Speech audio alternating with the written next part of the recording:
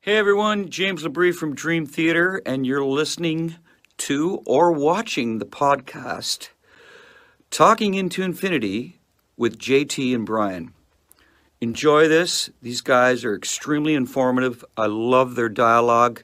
I love their interpretation of the songs, who and what we are, what we were going after. They're very accurate in their interpretations and descriptions, and I just think this is a great show, and these guys are doing a stand-up stellar job. So once again, enjoy Talking into Infinity with JT and Brian.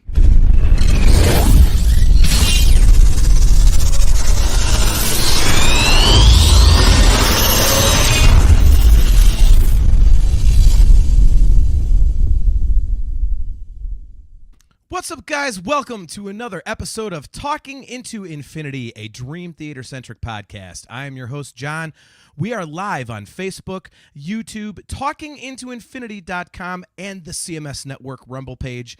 We are at those four fine locations every other Thursday at 7:30 p.m. Eastern Standard Time. If you are watching on YouTube, do not forget to click that like button and click that subscribe button so that you are notified every time we go live. Tonight is a very, very special episode. We are digging into one of my all-time favorite bands, one of my all-time favorite records. Brian is off tonight, but I do have a couple of incredible co-hosts who those of you who have seen the show many times will probably remember and recognize. But since we are talking about Pantera, no Pantera show would be complete without a Black Tooth Grin, ladies and gentlemen. So get your pull. Black Tooth! So there we go. It ain't candy, don't sip it. All right, so without further ado, let's bring on our first guest host. You know him, you love him. If you saw the Dream Sonic tour this year with Dream Theater, Devin Townsend, and Animals as leaders, you saw his absolutely phenomenal graphic video work yet again. He is the man, the myth, the legend, Mr. Wayne Joyner. Dude, welcome back to the show. Good to see you, man. What's up, dude? How's it going, man? Thanks for having me. Anytime, man. It's always good to have you on the show, dude. We made a pact when we did Cowboys from Hell. We said, all right, every time we do Pantera, Wayne has to come on. So, right on. So here we are, and Chastity Crawley is checking in already. Hello, all. Just about to head out to get stuff for work and to celebrate my state Dream Theater Day in 3 days. Nice. Your state has a Dream Theater Day? Wow, what state is that, Chastity? Good for you. All right. Hey, Utah? Isn't Utah? Oh, yeah. Are you in Utah, Chastity? Is it Utah? Interesting. Well, let us know in the chat here, Chastity. Let us know where you're at. So I think you've told us, but I don't remember off the top of my head. So right off the rip, Wayne, for those viewers, listeners, whatever, who did not see our Cowboys from Hell deep dive episode, yep, Chastity says Utah is the only state that has it. So, Wayne, you win the trivia prize for the night. Why doesn't Ohio have it? Damn it! We needed a Dream Theater Day here in Ohio, or down there in Georgia with you. So, all right. So anyway, all right. So for those people that did not see the Cowboys from Hell episode that you were on, we deep dove that record. Explain to people a little bit like how you got into Pantera, and specifically, I mean, you are a guitar player in your own right. Obviously, we see the awesome collection behind you. And Dimebag is a huge, huge influence on you, if not the biggest influence. So talk a little bit about how you discovered Pantera and what Dime means to you as a player and an influence. So I would say Pantera was my gateway metal band. You know, when I was in high school, I had Cowboys on cassette. That was the album that kind of got me into the whole metal realm to start with, you know. And growing up in the 90s, going to high school in the 90s, I'm kind of dating myself there, I guess. But you know, Dimebag was the Eddie Van Halen of my generation. He was the EVA to the 90s. You know, he was doing things that no other guitar player was doing. He was kind of breaking the mold at the time. So, you know, his solos, his riffs, there was nobody else doing that kind of stuff. So with Cowboys, that was my first cassette tape. So I mean, just generally, that's going to be my favorite one to start off with. But I mean, there really hasn't been another guy like Dimebag. You know, he was just the trendsetter, trend killer. Yep. Nice. But you know, he's, I mean, just one in a million type of guy, and his sound is just it hasn't been anyone else who's been able to do that, you know. And I think it's cool that Zach Wild is, you know, doing a tribute thing to him, but I hope I can catch that tour. You know, I don't know if it's coming to where I think it's coming here, but you know, just they were the Van Halen of the '90s, and I mean, if you were a live band and into metal, that was the band to listen to. You know? Yeah, I would agree with you on, you know, the Van Halen of the '90s thing. It's like the more and more I listen to Pantera, and the more and more you kind of dig into the songwriting and the vibe and everything like that, it really, you know, they, especially Diamond Vinny, like they really replicate Eddie and Alex Van Halen in a lot of ways. You know, yeah, brotherly love type thing. I mean, they're just a telepathic thing between brothers, you know. Right. Yeah, it's just like in the songwriting and the attitude and stuff like that, and it's, you know, the way they play off each other. You know, Van Halen was known for, you know, Eddie always said he played off of Alex, not the bass and all, whatever, you know, and, you know, not off the rhythm section as a whole. It was like, you know, guitar player drummer, which is not the usual thing. And Pantera is really the same way when you kind of dig into the riffing and stuff like that. So, yeah, it's pretty interesting. I'm glad that you mentioned that, because that was something I was going to bring up, because it's really, to me, kind of obvious. And again, as you do some research into it, you can see where that comes from. So, well, we do have another co-host to bring onto the show. He is the co-host of the Classic Metal Show. He's the host of Chris Akin Presents. He's got 18 or 19 different podcasts going on at the same time. And he is one of my best friends, and he and I cannot shut up when we get together. So this is going to be a good episode. I've got two Pantera experts with me. Without further ado, the mighty Chris Akin. What's up, man? Good to see you, bud. What up, sir? Easy topic to talk about, that's for sure. I think I told Wayne the last time, I was like, if we're going to do more Pantera, I've got to get Akin on here, because I know this is like damn near the band for you. Oh, it is. It's my number one band, without question. Not even. Well, I guess the closest would be early Metallica, but okay.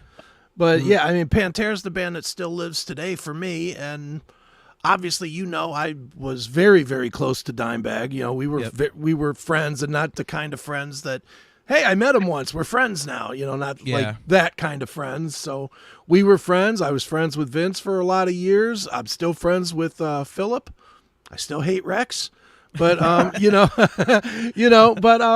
I mean, I spent all of my 20s as a Pantera guy, and you know, I was always in, and still love him to this day.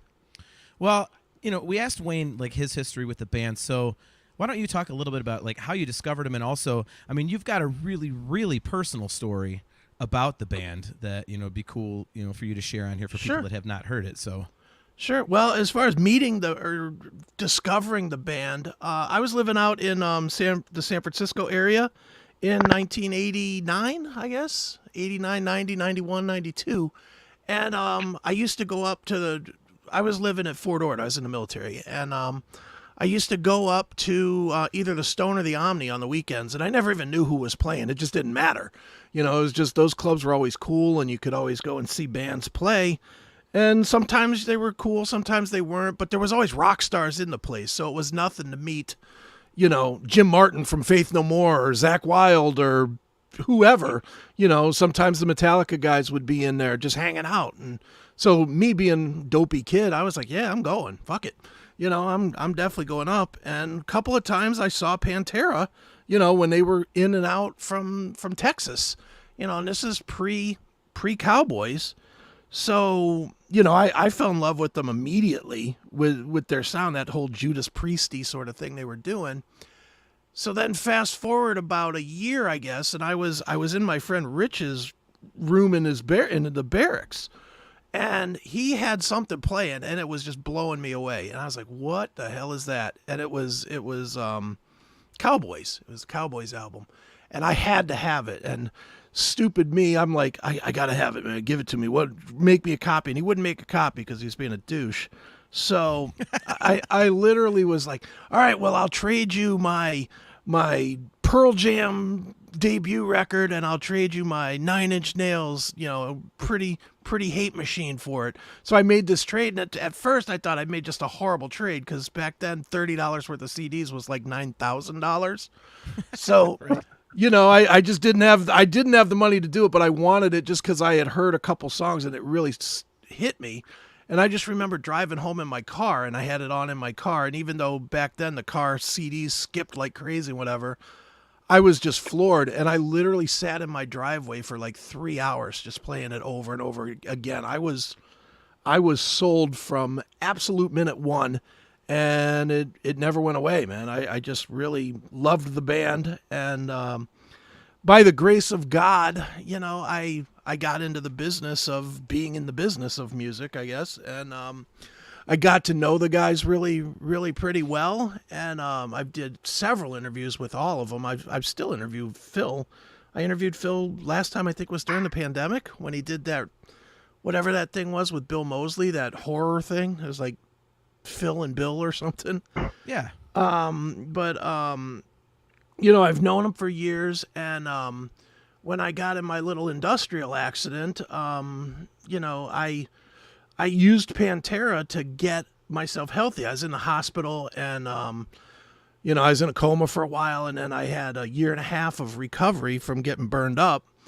And but in the hospital, my friend Scotty comes to the hospital one day, and he's, just visit me, and I was a mess. And he's like, dude, Pantera's going to be coming to town. Like, they had announced the Pantera show. And I was like, well, you got to go get me tickets. Meanwhile, I'm a bloody, disgusting mess at this point. I mean, Right. There's no chance at all I'm going to the show in like 3 months or something. And he's like, no, I'll get you a shirt. I'll get you, whatever. And I just screamed at him. I was like, don't fuck with me. Get me some fucking tickets. I just like lit him up. And he did, just because he didn't want to see me freak out. He goes to Ticketmaster or whatever, and he buys me a pair of tickets. I had him throw away all of the get well soon cards that were on a little corkboard that I had in front of my bed, and I had him put the tickets in the middle of that thing, and I had him draw circles around it so that nobody would put anything in there. And I used that to get better. And literally every time I wanted to quit doing physical therapy or hand therapy or whatever the hell they wanted me to do, I would look at those tickets and I would keep going. And I literally used Pantera as kind of my motivator to get healthy. And I did go to that show. I was a bloody mess, and I bled all over the bleachers, but I was at that show at Rhodes. I was at the show at Rhodes Arena, just almost like a victory lap, more or less. To I saw Pantera then, and then again, fast forward, because I'll tell the little personal quick thing. I wrote a book about the burn accident, and I wrote a chapter about that story I just told, and Anselmo saw it, endorsed the book, cut me a nice little video of thanking me for endorsing his band and making him realize how important his music was and stuff. So it was a very cool moment between me and Phil.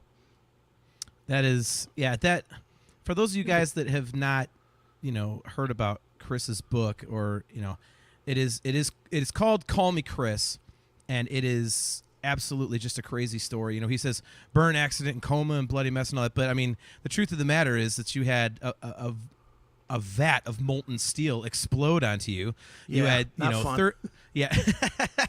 you had third-degree burns over 69% of your body, and that was what you were recovering from. Yeah, so yeah, it was a bit of a thing. Yeah. So, quick disclaimer for all you guys who know the show: if my video goes wonky, just deal with it. My audio will be fine, and the video will correct itself. This is the wonders of living in a cement block basement. So, and there it goes right there as I say it. All right. So, for me, Vulgar Display is an interesting record because it's the one. My history with Pantera begins with Vulgar Display, and I can tell you exactly where I was when I first heard it. I was actually on 303 passing Skyland Golf Course.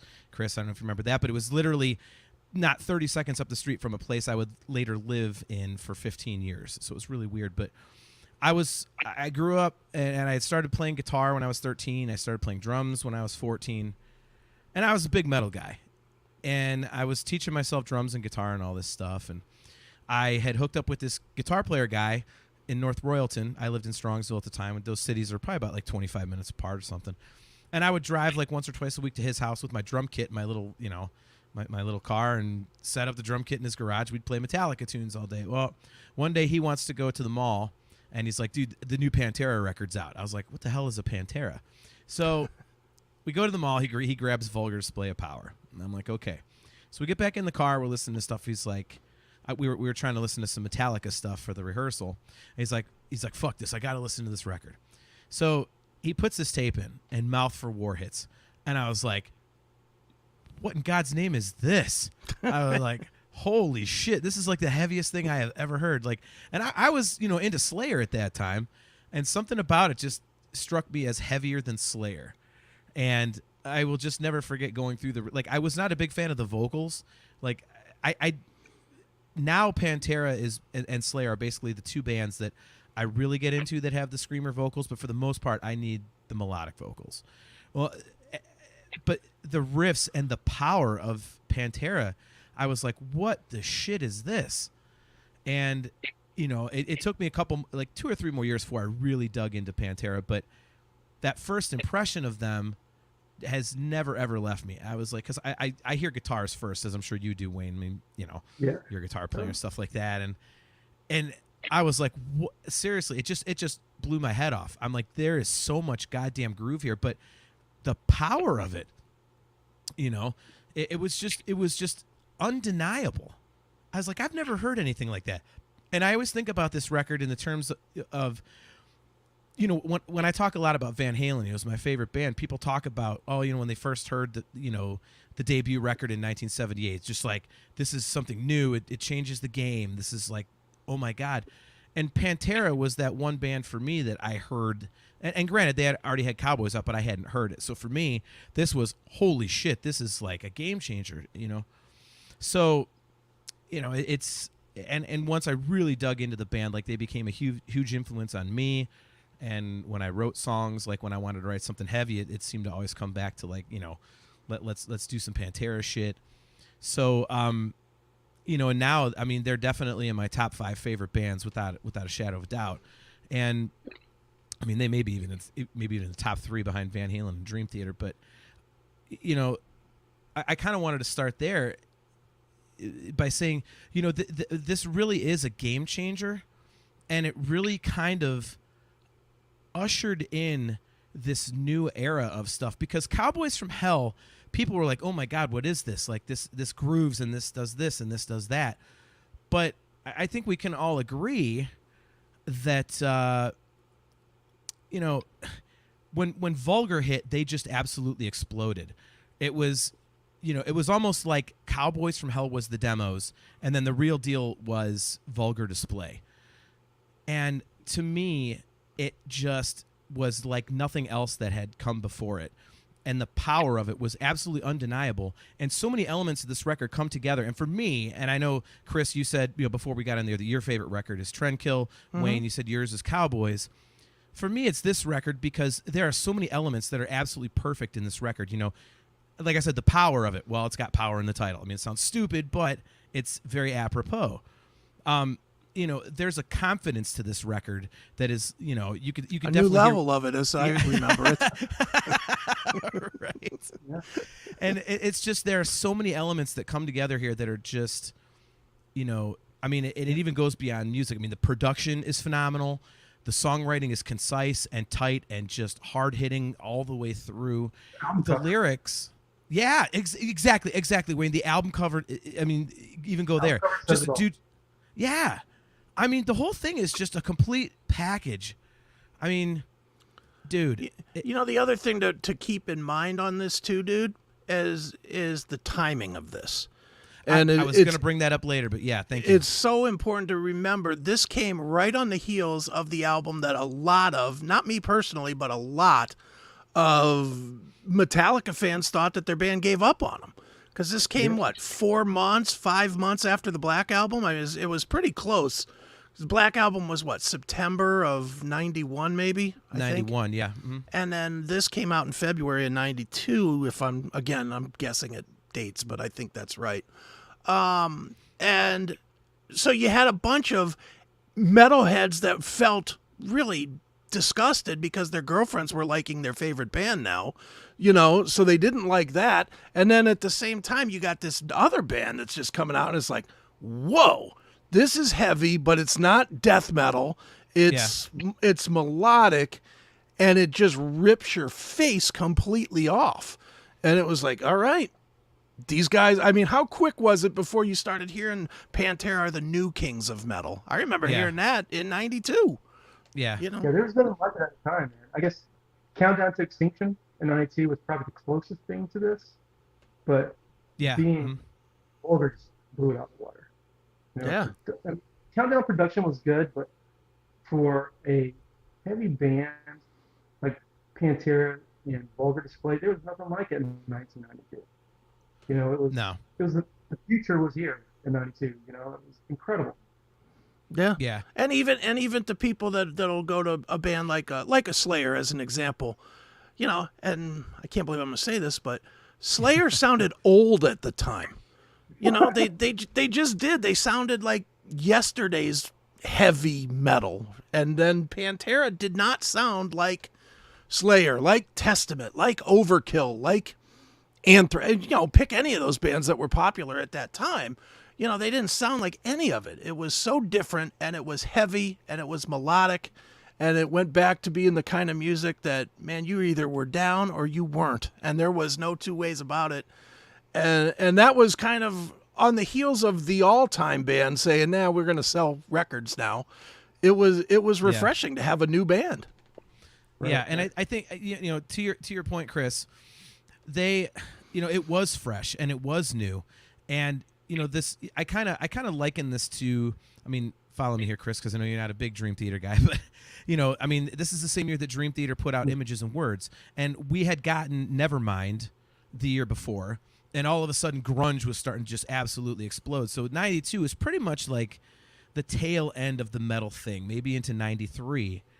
And so you had these two records, and Pull Me Under obviously set Dream Theater up for success with Images and Words, set Dream Theater up for success with Pull Me Under, and it kind of catapulted their career because it was such a strong record. But Vulgar Display, not only did it set them up and establish them, as you said, Chris, as the new kings of metal, like you said, but it propelled them in the middle of the grunge explosion to a number one fucking record. Right. Without ever getting any airplay. None. Yeah. Yeah. I mean, Wayne, like, what were your first impressions of hearing Vulgar Display? I mean, like, what did you, again, like we said, Cowboys is your favorite record, but what were your first impressions when you heard Vulgar Display? Well, that was my first CD. It's the first CD I ever owned. And Nice. For me, the first thing that got me is, I was probably 15 years old, just getting into guitar, was Dimebag's riffs on Vulgar. So for Cowboys, for me, it's Cowboy. The solos in Cowboys are better, but Vulgar, the riffs are better. Like doing my homework, like today, like mowing the lawn, listening to the record, Vulgar, and the past couple of days, like going back and listening to some of those riffs, I can hear like the new metal influence in some of these riffs. Like a lot of bands that follow, like the Stuck Mojos. I mean, I can totally hear like the influence in that. Yep. That offbeat chugging that's all over Vulgar. I can hear more Deftones. So not only did this album, I think, influence a whole scene after grunge. I think it did the whole thing with like the metalcore. I think it's the gent. Like every scene that's come after that, I think has been influenced by this record. I can hear the influence for like 30 years after this record. I can still hear the influences in bands today. Yeah, I completely agree. It's almost like, and my video is awesome. It's almost like they kind of kept metal afloat during that, dark period. Yeah. I mean, they really, they were so popular that even, during that grunge thing, and like you said, they went to Vulgar, they went to Far Beyond Driven, and, they went to Trendkill and stuff. They were still playing sheds when other bands that were absolutely legendary as well were playing clubs. You know what I mean? Like there was something about them that Johan Alexanderson says, I thought Manowar were the kings of metal. Pantera were the new kings. Yeah, it's the new kings, Johan. Yeah. New kings.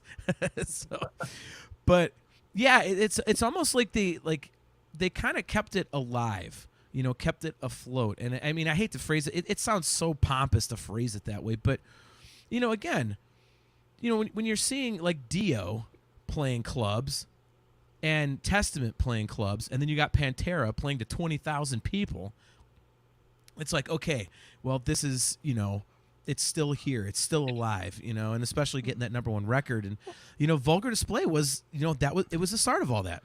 Well, and a big part of that, at least in my opinion, was that Pantera was, all those other bands that you mentioned were just bands. And, being the old guy here, I think, I could tell you for a fact when Metallica was first coming up, Metallica was more than a band. Metallica was an experience. When Metallica was coming to your town, that was, you're taking the day off of the show because you're going to party your ass off all day. You're taking the next day off, and you might even take the next day off because you're going to party so hard. That's what Metallica was. It was a true event. Then it stopped being that. When Metallica, started doing Enter Sandman and stuff like that, then it was just, okay, now they're a regular band again. And all those other bands that you named, they were never event-type bands. Pantera was an absolute event in anything they did. John, you lost a job because of Pantera. Not because, it wasn't even a show, but it was an event. Pantera came to the record store. 3,000 people came out to the record store to get a glimpse of these guys. And Pantera, and even with them not playing a show, they delivered. They delivered intensity. The crowd delivered. Everybody was into it. And that's what Pantera was. It was always, if you think about it, you associate the drinking, the partying, the being silly, the being metal, the being tough, all those things were part of the Pantera experience. Nobody I know, and maybe one of you is, but I doubt it, nobody associates going to see Pantera to going to see Testament. That's just a good show. Nobody does it. Nobody's ever done that. It's always been an experience. And they closed the door or kicked the door open that Metallica had closed. It was just perfect timing for the perfect band at that moment. Yeah, I think it's like they're almost in a category with a band like Kiss or Van Halen in that respect, because Kiss, you think, okay, not just the songs, and Kiss is not musically comparable, obviously, but you think of the makeup and the show and the explosion. Like, it's more than just, I'm going to go see a band play songs. Yeah. Van Halen was a band playing songs, but it was, they're going to be drinking Jack Daniels. Eddie's going to have his crazy guitar solo with the fucking Frankenstrat guitar. There's just more to it, and you're completely spot on with that one, Chris. And I mean, Wayne, can you think of any other bands that that we're into that have that experience factor to them like Pantera did? I mean, they're up there, man.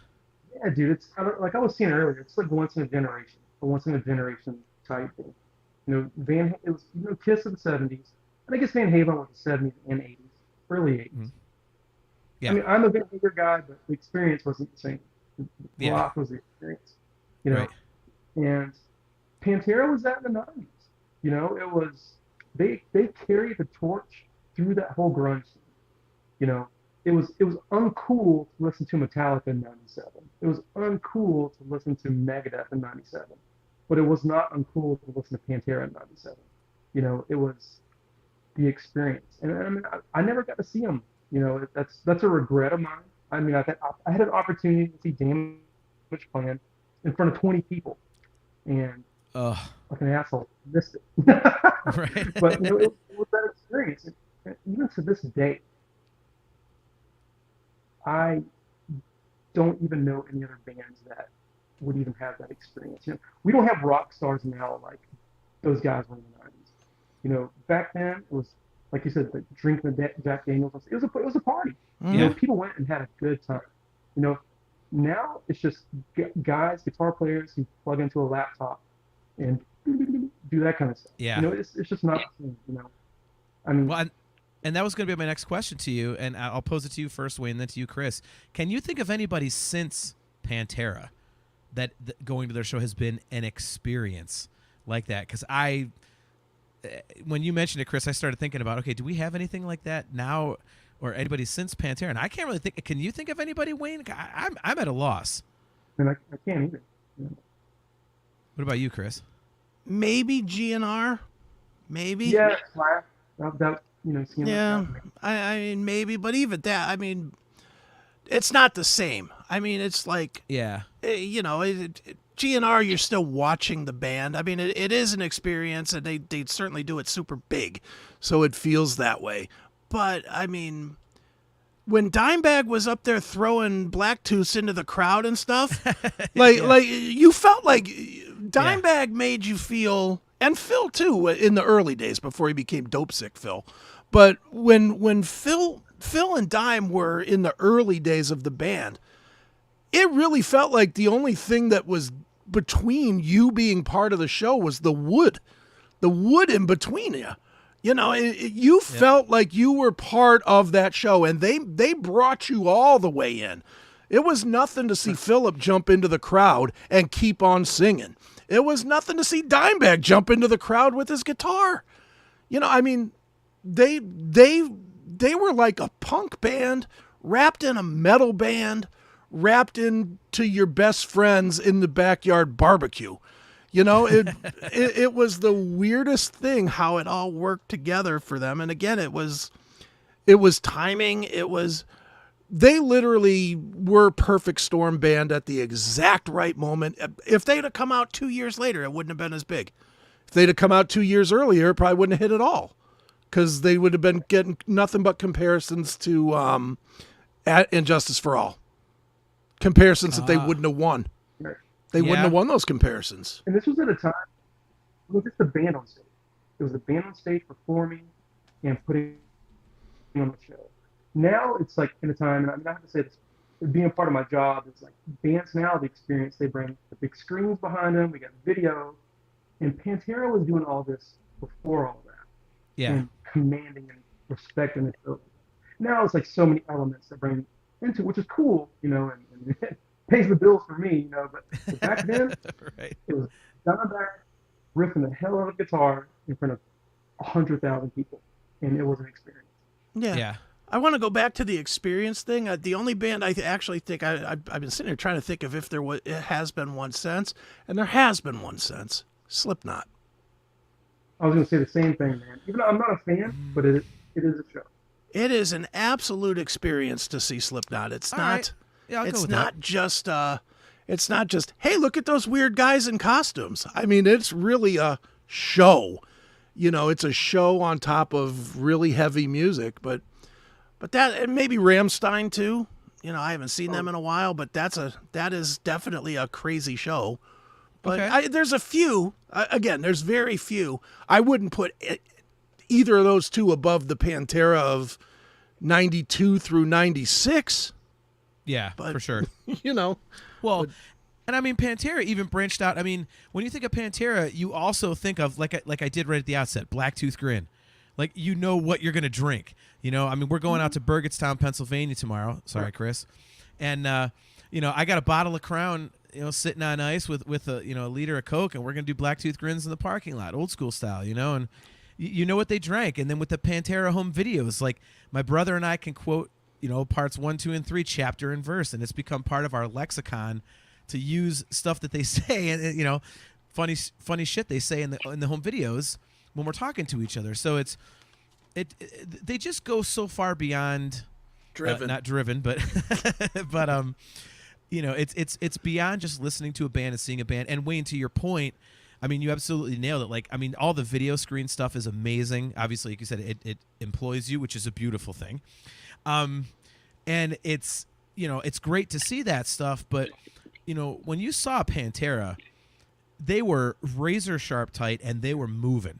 That was not a band that, I mean, if you listen to live recordings of those guys, you'd be like, okay, well, you're thinking they're kind of standing there just really making sure they're nailing shit. No, they were hopping around and they were thrashing. And not only that, but they were so whacked out on booze and coke. It's not even funny. Yeah. I mean, Akin, you were backstage with them one time, like where, nobody could stand. I mean, Anthrax drank so much with them at that show that they were quoted as saying that was the only bad show of the tour was in Akron, Ohio, because they were so goddamn drunk. It was, it was a disaster. So, And I can very much attest to the fact that they and I were, oh boy, we did some serious drinking for like hours. That's another thing that you can't spell that out enough. And I know it's not a good thing, but it is a true thing.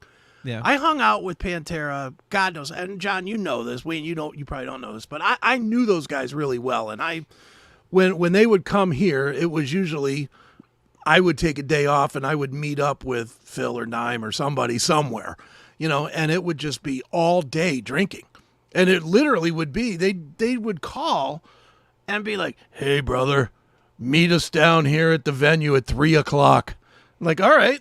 So we show up at 3:00 and we would be slamming drinks like shot after shot after shot after shot. They're going on at like 8:30. So we're drinking literally until it's time. And it's time for them to go on, and they'd be like, all right, let's go. And I mean, Philip, I can remember one time specifically on Trendkill tour, Philip staggered to get up. He staggered in the backstage area to get up, and he just kind of did this wobbly thing, getting his head together. Then he walked out on stage and just ripped the stage apart. And Dimebag too. It's never seen guys that could be that hammered and all of a sudden pull it together and just deliver every single time. I never saw them be terrible ever. yeah. I mean, they were absolutely just so fucking razor sharp. It was it was unbelievable. Like I said, I mean, it was always impressive, when I saw those videos and stuff before I knew the behind the scenes of everything. But then, it just took on a whole nother just level of how impressive it was. A whole new level. There we go. If we're going to keep doing that all We're goddamn going night. to do it all night. Oh, we did this the other night. But yeah, I mean, it just took on a whole new level of just, oh my God, it was so impressive when you find out that they're doing it. Like, I mean, dude, I get drunk. If I get that drunk on stage, like I'm flubbing lyrics and I'm kind of stumbling around. Those guys are doing like fucking hostile, like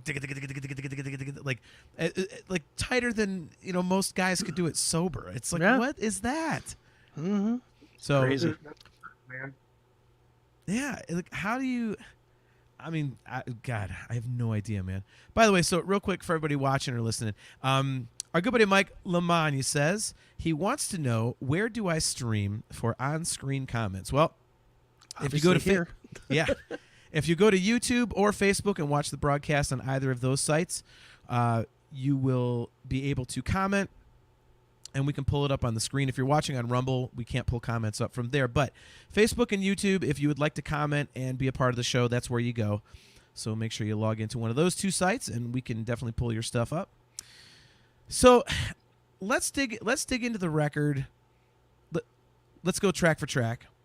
Let's run through this here. Obviously, we start out with Mouth for War, which is just absolutely, coming off of Cowboys from Hell. For me, I think if you A/B, the Art of Shredding with Mouth for War, it kind of sounds like the Art of Shredding is like, okay, this is a precursor to what you're about to get in 2 years. And it's kind of cool to listen to it that way because, man, Mouth for War kicks in and you're like, oh, my God, like, it just, and that production immediately. I mean, the drums are just so, they're fat, they're powerful, but they've got that click to them. Super the clean. guitars. Yeah, yes, that is an excellent way to phrase it, dude. They're very clean. I mean, everything is just hitting. And you're like, God bless America. So for me, obviously, this is actually one of the first songs that I played on bass of all things. And, dude, it's not one of the more complicated songs, I would say, if you're actually playing the parts. But it's so direct and so fucking good and straightforward. I mean, this album, or excuse me, this song really announces this album. Wayne, what are your thoughts on Mouth for War? So for that track, and I'll go ahead and say for every track on this record, it's all to me. It sounds like a UFC intro, you know, like I'm walking to the octagon ready to beat somebody's ass. You know, like just it pumps you up. You know, it's all about this record's all about the riffs. And Mouth for War, it starts off with a riff. You know, it's a dun dun dun dun dun dun dun. It's just all in Dimebag's right hand. That right hand technique that he does all through this album is incredible. You know, and it's just like I was saying earlier, it's like the production of it. You can hear every note, you can hear every snare drum hit, everything. It's just so clean. You know, and I think it was a part of that era, like '92. Like, I guess Max Norman was doing a lot of production there. Like, because Countdown has that kind of sound to it as well, where it's just like so clean. You can hear every note, every snare hit. And Vulgar Display was like that too. And up until that point, metal just didn't sound that clean. You know, Slayer, it's kind of grungy metal. You know, it's just this thrash. But when Vulgar came out, it was just, you could hear the notes. And with Mouth for War, just all that palm muting right hand technique that Dimebag was doing, you could hear it. And I think it inspired so many rhythm guitar players. Not just the lead guys playing solos and shredding all over the place, but the rhythm guys that want to do that chugga chugga stuff and have it clean. Yeah. You could hear it. And just that intro Mouth for War riff could do it by itself. And we'll probably get into Walk earlier, which was the riff king guitar playing. Right. But Mouth for War, I mean, that's where, for me, clean rhythm guitar, the riffage, started. You can hear it. Like, note for note. It's amazing. And to your point also, one thing I was going to bring up later is that, Dimebag's playing is not only like technically just unbelievably superior to most anybody else, but he's got melody to him. It's another connection to, it's another Van Halen connection in that his riffs, you could sing the riffs, you could sing the solos, and yet as crushing as it is, there's always that melody, and it's so difficult to do that. And Wayne, as a guitar player, as someone who tries to write music, that is next to impossible to, that it's next to impossible to achieve, to get that balance of heaviness and melody. And Dimebag was the master of it. There's nobody that's done it like him, period, the end. There hasn't been before, there hasn't been since. The first guys fuse blues and metal together so perfectly like that. And I mean, I can't think of anybody before him that did that, and on solid state gear too. Like organic. Right. It's incredible. Well, Chris, what are your thoughts on Mouth for War? I'm about to get shot, but it's my least favorite song on the whole album. Really? It is my least favorite song. No way. Yep. To me, and that being said, I love it. So, I'm by no means saying it's a bad song, but it is my least favorite on the album because it's the most similar to Cowboys. It just felt like something that got left off Cowboys to me at the beginning. What I do like about it, though, is I like the Dimebag solo into that just raging end of the song. I love that part at the end where and then all of a sudden dun dun dun dun dun dun dun dun. It's like, whoa, right. Where's this coming from? But honestly, I can remember listening to it the first time, and I was actually disappointed. I was like, sounds like what they were doing. But then when it kicks in at the end, it just really kicks in, and it's like, whoa. And the way it bleeds right into New Level, and then New Level just was like, all right, this is the band that I want. So, but yeah, it actually is probably it's definitely the least played song on the album for me. I almost never play it because it's A, overplayed, and B, I never dug that one song. It felt too close to the previous album. Wow. Okay. Chastity Crawley says, these stories remind me of a few different things I've read about people who drank or did drugs and were amazing at work, then got sober and couldn't do their job. A little bit, but I would have to say that Dimebag could do it sober, because if you go on the internet and see him teaching lessons and stuff, yeah, he's got it. Yeah, he was quite the player. Yeah, that now, then again, that also begs the question: was he actually sober in those videos? Good point too. So, Cam McLeish, good to see you for a second, man. He says, "Hey guys, internet here in Bali is pretty spotty, so I'll probably have to catch the replay. Just wanted to stop by and say hi to Chris and Wayne." So, Kale checking in. Hello, Kale. And here's the ultimate Cleveland hater himself, Jim Bartek, Mr. Jackal, saying hail and kill. There you go. So go Guardians, Jackal. Fuck you. Nice. So yeah, I'm surprised that this is like your least favorite song on the record, Chris. That's kind of interesting. I mean, I get that. I from the fact of it being overplayed, I'll give you that. But otherwise, I mean, this is goddamn. This song way up in my top favorite Pantera songs. Yeah. Brutal. All right. Well, let's move on to track 2, which is A New Level, obviously. And yeah, right. It is. God, this song is. God damn. If you weren't sold by Mouth for War, then A New Level is definitely where you go. Okay. Yeah, I get what we got here. Okay. I mean, this song is just so unbelievably heavy. It's got that, it's just almost like a boogie groove,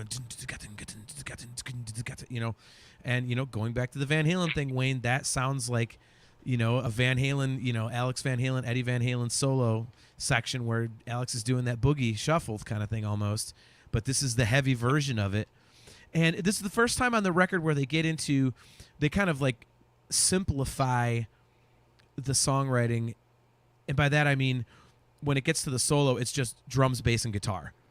There's no rhythm guitar underneath. There's no fancy effects. There's nothing. It's just, Rex and Vinny are just going for it, and Dime is pedal to the floor.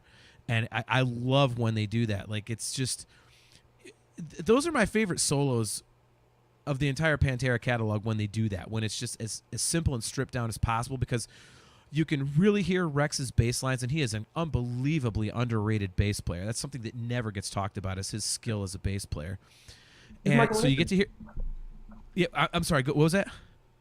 He's the Michael Anthony of metal. Yeah, right. Yeah, dude, he does all this walking stuff that you don't really notice because you're so focused on Dime.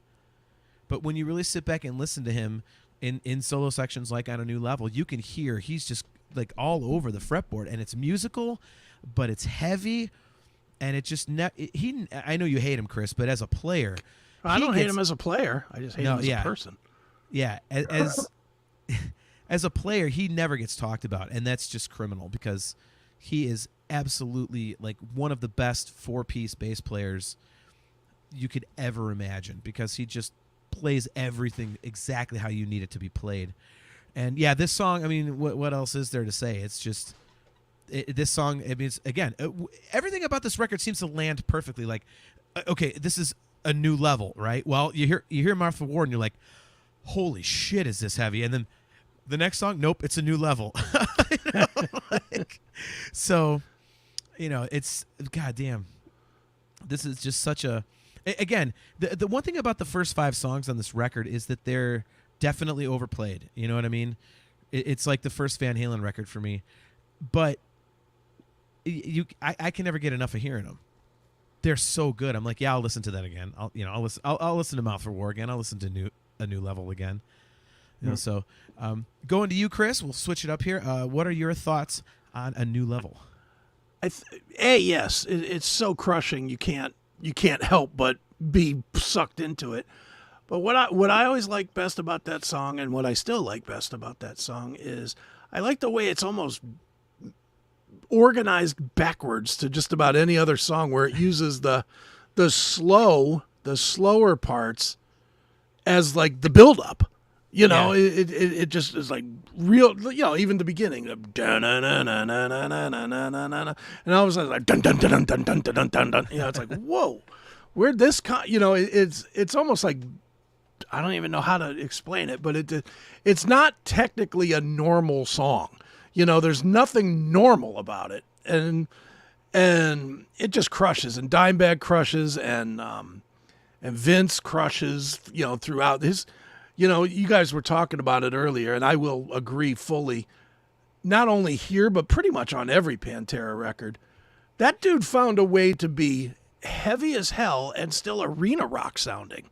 Yeah. And I don't know how he did it, because it's really kind of odd that no one, I know Benante's out there doing it now, but nobody really ever mimicked it. No. I don't think anybody ever did. There's no. You know, usually if a drummer finds a sound that's unique, then 50 other drummers come behind him and sound like him. Yeah. And to this day, you know, 5 years after Vince's death and 10 years or 15 years, whatever it's been after Pantera's demise, there's still nobody doing that sound. Yeah. It's crazy, but yeah, New Level just, it was a new level of everything. New level of heaviness, new level of power, as they say, you know, and it just really was like, all right, something special is going on with this release. Yeah. And I think, you know, to your point about the drumming and whatnot, it's like I just got done listening to the audiobook of Geezer Butler's autobiography, and he mentioned how, you know, Bill Ward had a swing to his playing that when they had subsequent drummers, nobody could replicate it. And I started thinking about it, and I've seen a lot of classic Sabbath stuff, and I'm like, you know what? That's actually really true. Like it's almost like swing stuff, but while it's heavy and in the pocket, and you know, and no one afterwards, like, you know, Vinny Appice and, you know, Tommy Clufetos. Hopefully I'm pronouncing that Clufetos. I hope I'm pronouncing that correctly, but they didn't replicate it. It's like there's only one person that could do it. And it was Bill Ward, and I think to your point, Vinnie Paul was, you know, the same way. So, Wayne, your thoughts on A New Level? So to go on your last comment there, I think Gene Hoglan is probably the only drummer to come close to having that Vinnie Paul type sound. When I hear Gene play, I kind of get some Vinnie vibes from it. A little bit, not the same, but if I was going to compare drummers, that would be your apples and apples. Sure. You know? Okay.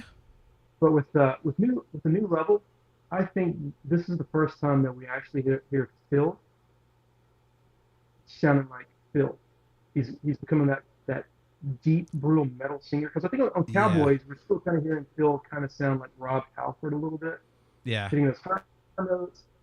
On Vulgar, he's not doing that.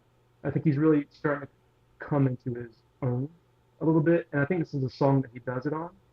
And this is like one of those songs that I can start that gets stuck in my head, and I don't even have to listen to it. It can be playing in my head, and I can be walking down the street or driving my car, and I'm not listening to the song, and it's stuck in my head, and I can start headbanging. I'm like, yep. But it's in my head. You know, it's that like groovy, you know. It's metal groove. That's what this album is for me, and especially this song is a metal groove. They're playing slow. They're not playing thrashly. They're not playing fast. It's like, dun, dun, dun, dun, dun. You know, you can headbang to it and not hurt your neck. Right. Yeah, I mean, it does. It does go from the. It's like a very direct, like and then so it goes from like that straight ahead, just Neanderthal kind of chugging to that, like I said, that boogie type of thing, like. So yeah, I love this song. So all right, we go from Mouth for War, and then we reach a new level, as we said. If you were not convinced that this record is going to absolutely annihilate your fucking face, you then get Walk.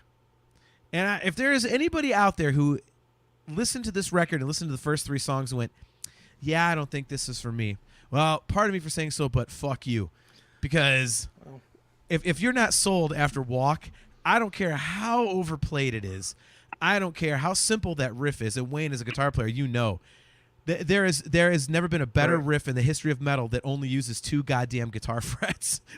Like, it is the most simplistic thing you could ever play, and yet it is the most effective. It's like smoke on the water, dude. It's like only even easier. Like, you could teach a 3-year-old to go, like, it's all you do. Like, yet it is, in the hands of Dimebag Darrell, it is absolutely one of the most classic metal riffs and metal songs ever. There's not really too much to say about Walk except for the fact that it absolutely just rips. And this is, when you listen to this, you kind of want to walk, like do the Philip Anselmo, like the gorilla walk, and like walk Conor on home, McGregor. boy. Yeah, the Conor McGregor thing. Yep. Yeah, I mean, Wayne, you mentioned like a UFC intro for Mouth of War. Like, this is it does sound like this. Like, it makes you want, like, it's like liquid courage, they say, when you're in a bar and you're drunk and you're about to get into a fight. Like, liquid courage, like this is like musical courage. Yeah, you cannot listen to this and not just like beef up all of a sudden. Well, and even if you don't, it even ends with just an absolute fuck you. I am walking up on you with that walk on home, boy. Yeah, it's like yeah, right. It's literally saying I dare you to step to me. You know? Yeah, yep. And then it adds to the that simple like one note, and it's like a single note. Look at this. Jackal, why do you even show up, man? You're such a dick. Just ignore him. Jackal says, I hate Walk. Of course he does. Why? Because it came out after 1977? Good Lord. Of course he does. Well, if Richie Blackmore played it, it'd be a better song. Oh, please. Please, enough of that shit. Cam McLeish says, I think Portnoy really tapped into Vinnie Paul's style in Glass Prison, but that's about it. Vinnie is the only Vinnie they'll ever be. So going back to the drummer point, I would agree. I would completely agree with that. But yeah, going back to Walk, I mean, it's just, he takes that one simple, it's literally like a single note riff, and then like just with like heavy ass fucking chords. And it's one thing that, is interesting about Dime's playing, and I think his writing in general, is that he can make a single note riff sound absolutely. Oh, I'm bringing that up, Cale. Give me a second. He can make a single note riff sound absolutely brutal, and yet at the same time, his writing also includes all these weird chords like that are not. He doesn't play strictly in all power chords or bar chords. I mean, Wayne, as a player, he's doing like, I call them backwards chords. Like a power chord would be like a 3/5. I speak in terms of tab because I'm a fucking idiot, but. Like, instead of doing a 3/5 power chord, he'll do like a 5/3, and all these weird like things that are basically discordant, but somehow he makes them cordant. I don't know if cordant is a word, but and the end of Walk is like it's like not just a power chord, right? And I mean, it's incredible. And obviously, this is one of the greatest metal solos ever, one of Dime's greatest solos ever. So I mean, this is man, oh man. All right, so Jackals is getting crapped on here in the chat. He's Mike L. Good to see you, man. Thanks for tuning in. He says, love Walk. As well you should, my friend. As well you should. Cam McLeish says, it's confirmed. Jackal does not have taste for metal. I would agree with you, Cale. I think Jim's taste is narrow-minded and pedantic, and I think it was confirmed a lot earlier than today. Right. Years. All right, so Wayne, what are your thoughts on Walk? An absolute classic. So with Walk, I would say every time I hear it, it automatically makes me want to beat somebody's ass. Even if I'm not even mad at somebody, if I'm not in a room, I'm like, damn, I'm trying to go punch a wall or something, push a drywall. But no, like you said, dude, it's just like, 3 chords, what he's doing, and it's perfect. And again at that time, I would say like a 92. The only other band that did a song that was similar with 3 chords, maybe Symphony of Destruction with Megadeth, the dun dun, kind of similar, but oh yeah, because it's an open one. Yeah, okay. Yes, it's almost the same, but I mean, Symphony doesn't really make you want to beat somebody's ass, but with Right. Walk, when that is their, I don't know, running with the devil. That dun dun dun. But Yeah. it's simple, but it's effective, and it never gets old. You know, it's, as many times as you hear it, it's amazing. You know, even in the production of it, like I was saying earlier, you can hear the front of the notes and you can hear the back of the notes, Yeah. and it's perfect. And like with all done, like we were saying, like with Tim and Vinny, like I always wonder how many takes they did in the studio to do this stuff, and probably one or two Yeah, takes on this right. because they were so in sync with each other. You know, I'm like, this is like damn perfect. You know, and like Walk is played out, but I mean it's just like the damn perfect metal song. Yeah. You know, like it would totally be my entrance song if I was a WWE wrestler. Right. Nice. Right. So Sean Flynn is checking into the show. Good to see you, man. He says, "What's up, dude?" Sean, everything is all good in the hood over here. Sorry to be cliche, but I've always wanted to say that on the show. Thanks for tuning in. Appreciate it. Danzig says, or Jackal says, Danzig ruled. You are just digging your hole deeper. Danzig is absolute shitty, horrific garbage trash. That song "Mother" should be used to torture insurgents. It is that bad. All right, so Chris, your thoughts on Walk? Cool tune, obviously. It's one of the best. Simple. You know, it's a weird song for me because it's like if I never heard it again, I'd be fine, and yet I love it anyway. You know, it's one of those. It's probably the one song that just got played too much for me on this record. I just, you know, even when I watch live video of when I go out there and see like the current Pantera, if that's the song that's pulled from whatever show, I'm not watching it. You know, I won't go out of my way to watch it or listen to it or whatever, but I love it. You know, Right. If I hear it, I won't turn it off either. You know, it's an amazing tune. It's catchy. It's probably as close to something that could be a radio hit from this record. You know, if there is such a thing from this release, but I mean, there's just not a whole lot to say. It's a great song. It's a great song that was beat us to death with it. Kale McLeish says, Jackal, who hurt you? Are you the guy on the Vulgar display cover? Because that would explain it. You know, Akin, we know Jim personally. Yeah.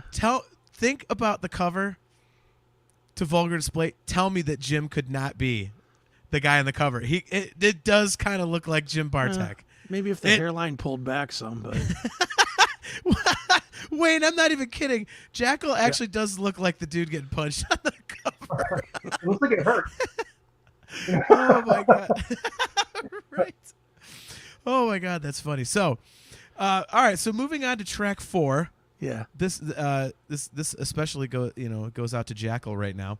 Obviously, it is fucking hostile, and I don't really have much about this song because Yeah. it absolutely rules. It just is like thrash. It's obnoxious. It's almost punk.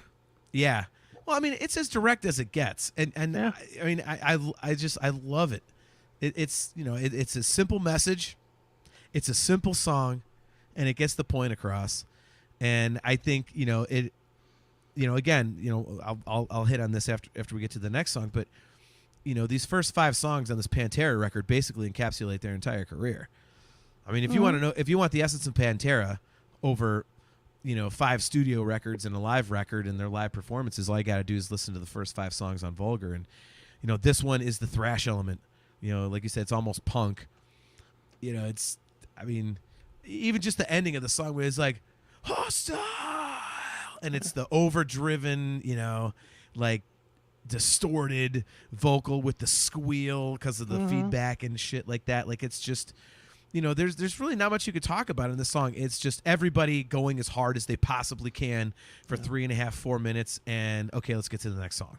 The only significant thing as far as this song goes is that, unless I'm forgetting something, it's the only time on this release where Dimebag goes to a more 80s style solo. That solo feels fresh out of the 80s. Like, it's more finger blasting than it is just brutal heavy riffing.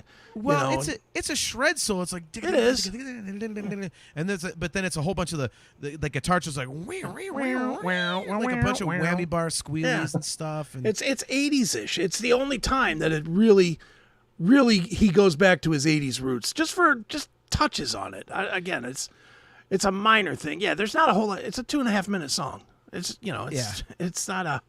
it's not one that you can sit there and go, well, if you're looking at the second verse, you'll find that, it's not like that. It's fucking hostile. And that's it. I mean, does it bother you that it sounds a little No. 80s? Okay. No, not at all. Dude, Okay. it's one of my favorites just because it had fucking in it, and every time I wanted to drive my ex-wife crazy, that was my tune.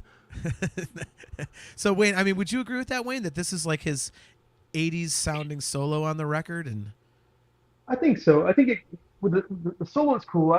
The song is not really the best for me, but I Okay. think it's a little bit fasty, blasty. But the solo is cool. It kind of harkens back to the Projects in the Jungle. Was that the Yeah. oh yeah, okay. kind of reminds me of that a little bit? Maybe that was like a solo or something. Maybe back then that he was out. But the solo is kind of 80s sounding, but the song's a little too doesn't really match the rest of the record for me. Like you were saying, it's kind of fast. It's a faster song. Oh And yeah. the rest of the album's like dun, dun, dun, dun, dun, get that slow chug. So it kind of feels a little bit out of place for me, and I guess that's why I kind of skipped over it a little bit. But it does have the final fucking.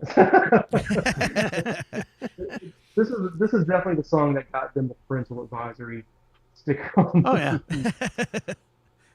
I always wondered if it was the cursing or the guy getting punched on the cover. like it's just again everything's perfect on this record. It just all comes together in this, So yeah, all right. So let's move on. The next song, again, the big five, I guess. This Love, and this is where you get your, kind of. This is the Cemetery Gates-ish kind of moment. But, I think when you combine this song with the first four, this is why I say it kind of encapsulates Pantera. The Pantera that we kind of, the way we look at them over the course of their career, I think these five songs, that's where that comes from. Because you had Cemetery Gates, you had the mellow, kind of half mellow, half heavy song in Cemetery Gates on the first record, and you had some heavier moments in this. But, like you said, Wayne, Cowboys is a little more... it's a little more like 80s-ish, I think. It's not as, groundbreaking, I would say, as Vulgar Display. It's very different, but I think it kind of hints at what you're going to get from the rest of the band's career. So I think when you put This Love with the first four, I think that's when you really get the Pantera that everyone, Right. really, really thinks of. And, This Love, I think if there was ever a played out song for me on this record, it would be this one. If I had to pick one to say, oh yeah, I would if I had, gun to my head, had to skip a song on the record, it'd probably be This Love. And I think it's just because of the fact that it is overplayed. But I mean, the song obviously is catchy as hell. It has a special place in my heart because I did a really funny really funny mashup of it in an acoustic band. Me and my buddy did the verses to This Love, and right as the chorus was about to kick in, we went into the chorus of This Love by Maroon 5. So it was like never-ending pain, quickly ending life. This love has taken its toll on me. And a couple metalheads in the crowd about pissing themselves. So I was like, all right, if three guys laughed, that's a success. So, but more than your normal crowd. Exactly. It was a packed night for me, man. Yeah, there you go. But I think this song, the mellow parts are great. It's very kind of, it's a dark song. Yeah. You know what I mean? It's a very dark song, and it's got one of oh my god, it's got one of my favorite dime riffs, that like I love when he does those like walking riffs, and it's got that, and then the live presentation when it's like the whole no more head trip, and it's like a dun dun dun dun dun on the record, but live's like ugh. They just slow it down, and turn it into hollow a lot of the times. Yeah, too, which is cool. Yeah. It So feels like a ballad at the same time. The first half feels like a ballad. The second half is definitely like a mind. like the album cover. You're gonna get an elbow in the face. Yes. Yeah. Yes. Yeah. So, I mean, and it's a fantastic solo. This is the perfect example of, dime solos that are singable. Yeah. I mean, his playing is so tasteful. It doesn't matter how heavy it is. Like, his playing is so goddamn tasteful. So he just absolutely, knows exactly what to play and when to play it. And, the solo on This Love just shows that he's not just all about flash and heaviness and all this kind of stuff and speed. He knows exactly what to do in the perfect moment. So, Wayne, what are your thoughts on This Love? I love this song, man. It's one of the first songs that I learned how to play on guitar, and it's like I was saying earlier. It really feels like two songs in one. Like the first half feels like a ballad, and the second half feels more like Walk or Mouth for War. This song sounds like it could have been on Cowboys to me, and even though it was a single, on the record. But yeah, it's cool, man. This sounds like my sophomore year in high school. Listen to this on my CD Walkman. You got to headbang into that. It's like automatic. Yeah. Even if you don't like heavy metal, you can just turn around. You got to do it, But it is played out. I mean, every song on this record is played out, but it's a good song, man. I love it, and I like the first half better than the second half. I love Phil going into that kind of ballady type vocals, and this. Yep. This is this. I mean, we're gonna get to Hollow later. I think this and Hollow are the Cemetery Gates on this record, Yeah. But in Hollow you got more like bluesy swing type thing. But yeah, sure. I mean, I love this song, man. It's great. It's not my favorite song on the record, but if it's on, I'm not gonna turn it off. Yeah. And it's a good song. I mean, didn't they do a video with this as well? They did, yeah. Yeah, they did. Mm-hmm. Yeah, no, right, I'm digging. So as long as we've got you in solo, Wayne, Kale has a question for you. We'll kind of sidebar for a real quick second. He says, all right, question for Wayne.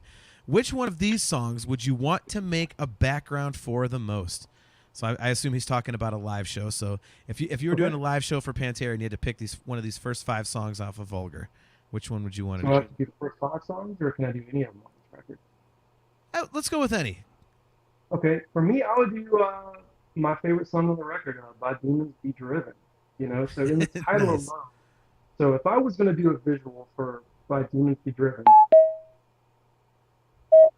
obviously I'm going to straight up go for like some satanic imagery, Right. some demons flying to the sky, So I'm making an experience. I mean, I want like what I would do, and for that song, I would want to make the audience feel like they're surrounded by some demons, like flying on some LEDs behind them, So Nice. that's the song I would pick for this. That's awesome. That would be really for me. Okay. Yeah. All right, Chris, your thoughts on This Love? On This Love? Yeah. It was the first, for me, it was the first song where Philip really brought the death metal element into it, lyrically. And I love, more than the lyrics are kind of bad in this one. I mean, how many times can you say "you keep this love"? I think it's like 35 times in the song. But with that being said, I love the dichotomy that he uses in like the, he names 3 soft things: thing, child, toy, and it follows it back with fist, scar, break. It's like it's like I'm gonna fucking murder your child is what he's kind of saying here, and that's right. And that comes after the whole thing about the her pain was life, and I feel so sorry that I'm gonna kill you. It's like, it makes me so unhappy that I'm doing it, but I'll take your life anyway. I mean, it's the first time in the Pantera catalog to that point that you really got some really harsh death metal brutality lyrically, and I couldn't love it more. The meaner, the better for me. I love that. I like Wayne, another song that's been overplayed to death, but that being said, I still love it. It's still Can't get enough of it. Yeah, it's just brutal. It's heavy, Like you said, you can't help but headbang to it, even if you're not listening to it, you're just thinking about it. Yeah, great song. So, speaking of overplayed, we now get into the part of the record that is not overplayed, and in fact is underplayed. Yes. And we start with track 6, Rise. And personally, I'm a fan of how they like actually did this in terms of the track listing, because you've got, you know, the fade out of, you know, This Love, and it's, you know, Dime just holding out that guitar note and the clean guitar and stuff, and it's ambient, and also you get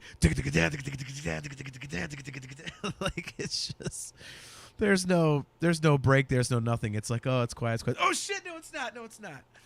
So I mean, this is another just brutal song, and you know, it's another example of, you know, this whole record is basically Phil Anselmo just telling, you know, kids of that age and teenagers and all that, like, look, man, like, believe in yourself, be strong. It's like, it sounds really stupid to phrase it this way, but Phil's lyrics on this record are like really inspirational and uplifting in a way, in a very brutal, violent way. But it's like, you know, rise, like, you know, we're all one, believe in yourself, stand up. It's all this like positive messaging, even though it sounds like he's like, I'm just going to kill you. Like, and there are those moments, Chris, like you said, but a lot of these songs, you know, Mouth for War, New Level, Rise is a you know, good example. Like, there's a lot of positive stuff on this record that's veiled behind the fact that it's incredibly heavy. And I think Rise is definitely, you know, one of those songs, at least for me. And I mean, this is another song that kind of just goes, and it also represents Wayne, you know, like we talked about earlier, the guitar parts. Like, you know, some people might think that verse of da da da da da da da da da da, it's like that's one of those backwards chords. It's like, you know, it's a discordant chord, and it's wonky when you listen to it. Yet he makes it melodic, and that is like one of the very best things about Pantera and Dime's writing. And this is the first time we really get a lot of that on this record. And I think the second half of the album is really when it kind of comes to be. And I think this starts a half of the, even though you know, if you had the cassette, which I did, this is the last song on side A. But to me, this always starts the second half of the record because of those other 5. And Pantera had a history. All 5 records seemed to do this, where it was we love all the songs, but if you really think about it, like, they were the albums were kind of front loaded. The songs that everybody knows are on the first half of the records. Like, if you go through like all the hits that people can name, almost every single one of them is on the first half of a record. The back half is kind of where they stuck the stuff where they're getting a little experimental. They're, you know, it's starting to get a little wonky a little bit, especially, you know, I would use Far Beyond Driven as the example of that. The second half of that record is weird. I love it, but I always think of the second half of that album as just fucking weird. And, you know, I think Rise is like kind of like the gateway, because it's 11 songs on this record, and Rise is like right in between the first 5 and the last 5. And you've got that direct, straightforward, like thrash power shit and everything, but then you've got those weird chords, man, and some interesting things that they're doing. So this is kind of a gateway from the. It's a good. Yeah, I'll use the term gateway from the first half of the record to the second half of the record. What do you think? Yeah, exactly. So, Chris, what do you think about Rise? I think it's the most complete song from a performance standpoint for all 4 guys coming together. Oh, like, okay. I think any other song on the record you can pick out, well, this is a great Dimebag song, or this is a great Vinny song, or this is a great Phil song, or this is a great Rex song. You know, you all the other 10 songs, I think you can do that. This one here, it's all 4 of them. There's not really a part that you listen, maybe that part that you were just saying, a little bit, but I think that's any Pantera song. You pick up something with Dimebag. But I think it's the most complete song of the record. I think it's kind of the most ordinary song, too. It doesn't, and again, I'm not saying it's bad. I love it. But it really is kind of standard as Pantera goes. It really is just sort of, all right, it's fast. You know, it's fast. There's a bunch of riffs. It's kind of a standard tune. I like it. I really do love it. But of the second half, it's definite. If we were cutting this thing in half at Rise, it's my least favorite song on the second half of Rise, or of Vulgar's play, Vulgar. Yeah. So that's pretty much where I'd be. All right. What do you think, Wayne? Yeah, I agree with Chris. I think it's definitely the whole. You can't really pick out an individual on this song. I think it's the best team effort on this record. I also think it's the catchiest song on this record too. You know, the chorus kind of gets stuck in your head a little bit. You know, most of the song is a little unforgettable to me, but the chorus kind of sticks out a little bit with the rise. It kind of gets stuck in your head a little bit. So for me, it's the catchiest song on the record. You know, I mean, how many times can you hear "This Love" in your head? That kind of gets old. But you know, with this song, it's not played out. You know, if someone who's not a Pantera fan, but a metal fan, they know "This Love." But this song is, you know, under the radar.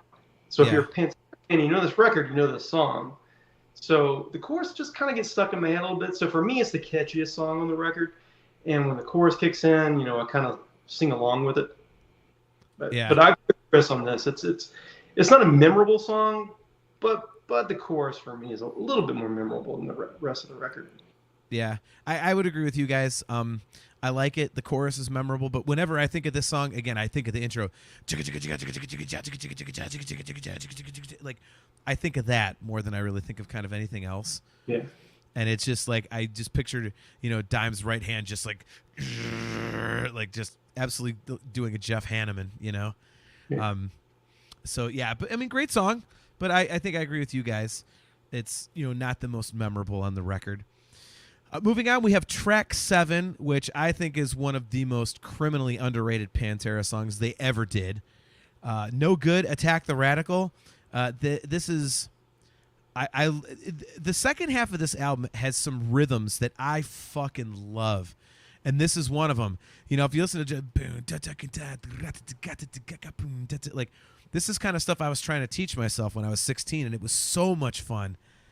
It was just so much fun to play this, you know, because I could actually do it, and yet I knew I wasn't quite getting it. It sounded right, but it didn't have that Vinnie Paul feel, like we said. But and this is that, you know, that like we were talking about the single note riffs and the kind of the walking riffs, like, you know,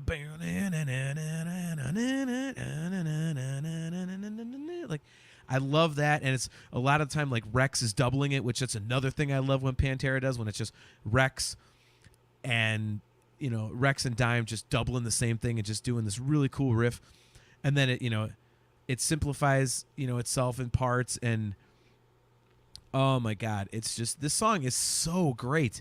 And this is, you know, again, going back to having the cassette, when this started out the second half of the album, I was like, okay, like Rise was a little different. Now this is a little different. I'm like, okay, we're getting into a different feel. I thought that was cool. You know, I've always thought that about this record, and it was, you know, my immediate first impression about this album was how this song kind of really goes in like a different kind of direction. And I just think this is great. And I think it's criminally underrated. It never gets talked about. And I think it deserves way more respect than it gets. So where do you stand on this one, Wayne? I probably need to listen to this one a little bit more, but I agree with you. I think this is kind of like their political song on this record. Yeah. You know, it's Middle Finger. But with this one, I guess it's more about the riffs for me. And like you said, it kind of gets into the second half where people kind of start tuning out a little bit. And I guess with on cassette, you know, you have to get out and flip it over to listen to side B. Right. Kind of like, I think really the only, like a lot of people who are like casual fans, the only reason why they're going to flip over to side B is to listen to Hollow. You know, that's like the last song on the record. Wow. Yeah. Okay. Good point. So yeah, I probably need to listen to it some more. You know, I kind of tune out with the political things whenever bands, not saying that I disagree with them or agree with them, but you know, I'm more about like the dun dun dun, the chugs, you know, and yeah, you know, music of it. But no, it's a good song. You know, it's Phil sounds like Phil, pissed off. You know, it's just like a middle finger, a musical middle finger. Right. Chris, your thoughts on No Good, Attack the Radical? Well, it is my favorite song on the record. It's 1A. 1A of there's two that are pretty much a tie. This one and one that we'll get to shortly. At the same time, it's definitely the political song of it. If anybody ever questioned if Philip was not racist, all you got to do is read the lyrics to this. You'll pretty much figure it out real quick that he's definitely not a racist. You know, when what is that line? Some white hoods and militants know it's such a pity that they're living, breathing violence in your city. You know, I mean, that's pretty much saying, look, you Klansmen, get the fuck out of my town. You know, I mean, in bold talk, you know, so it definitely says that. What I think I like most about this, though, is Phil's presentation vocally. I like the way he works the spoken word vocal into kind of a singing vocal into the screaming vocal. I just like that he does kind of everything that Phil does or has done from this record on this song, you know, where he just kind of, you know, especially that spoken word part there, you know, and then it comes in, no man, not for a minute, you know, it's like, yes, you know, it's so powerful, and the lyrics are really, really strong in this one. If you're, you know, if you are political, you should love this one. And I'm not necessarily the most political guy, certainly less than I used to be, because why, you know, but, you know, but yeah, this was always one of my favorites, and still, I must have played it 10 times today, just listening to, you know, I'm listening through the album like I'm sure all three of us were today, and I just kept going, put it one more time. Put it one more time. Put it one more time. You know? So, good stuff. This has some massive replay value to it. Mm-hmm. And I'm with you. Like, and in fact, like when I just want to listen to a little bit of Pantera and I pull songs up just a song at a time, this is one that I pull up all the time. Sure. And dude, that riff is just this song is just so, like I say, so goddamn underrated, man. It's like, all right. So moving on, we have Live in a Hole. And, you know, this one, you know, for me, it's redeemed by some cool parts in the middle. It's a little simple for me, but I like the slow wow, wow, wow, wow. Like, this is kind of like one of the weird songs that you'd find on the second half of Cowboys. And otherwise, the song didn't really do a lot for me. But then I get to that middle part. I'm like, okay, that's really cool. Because, again, it breaks down to that just, you know, the rhythm section and dime just going off.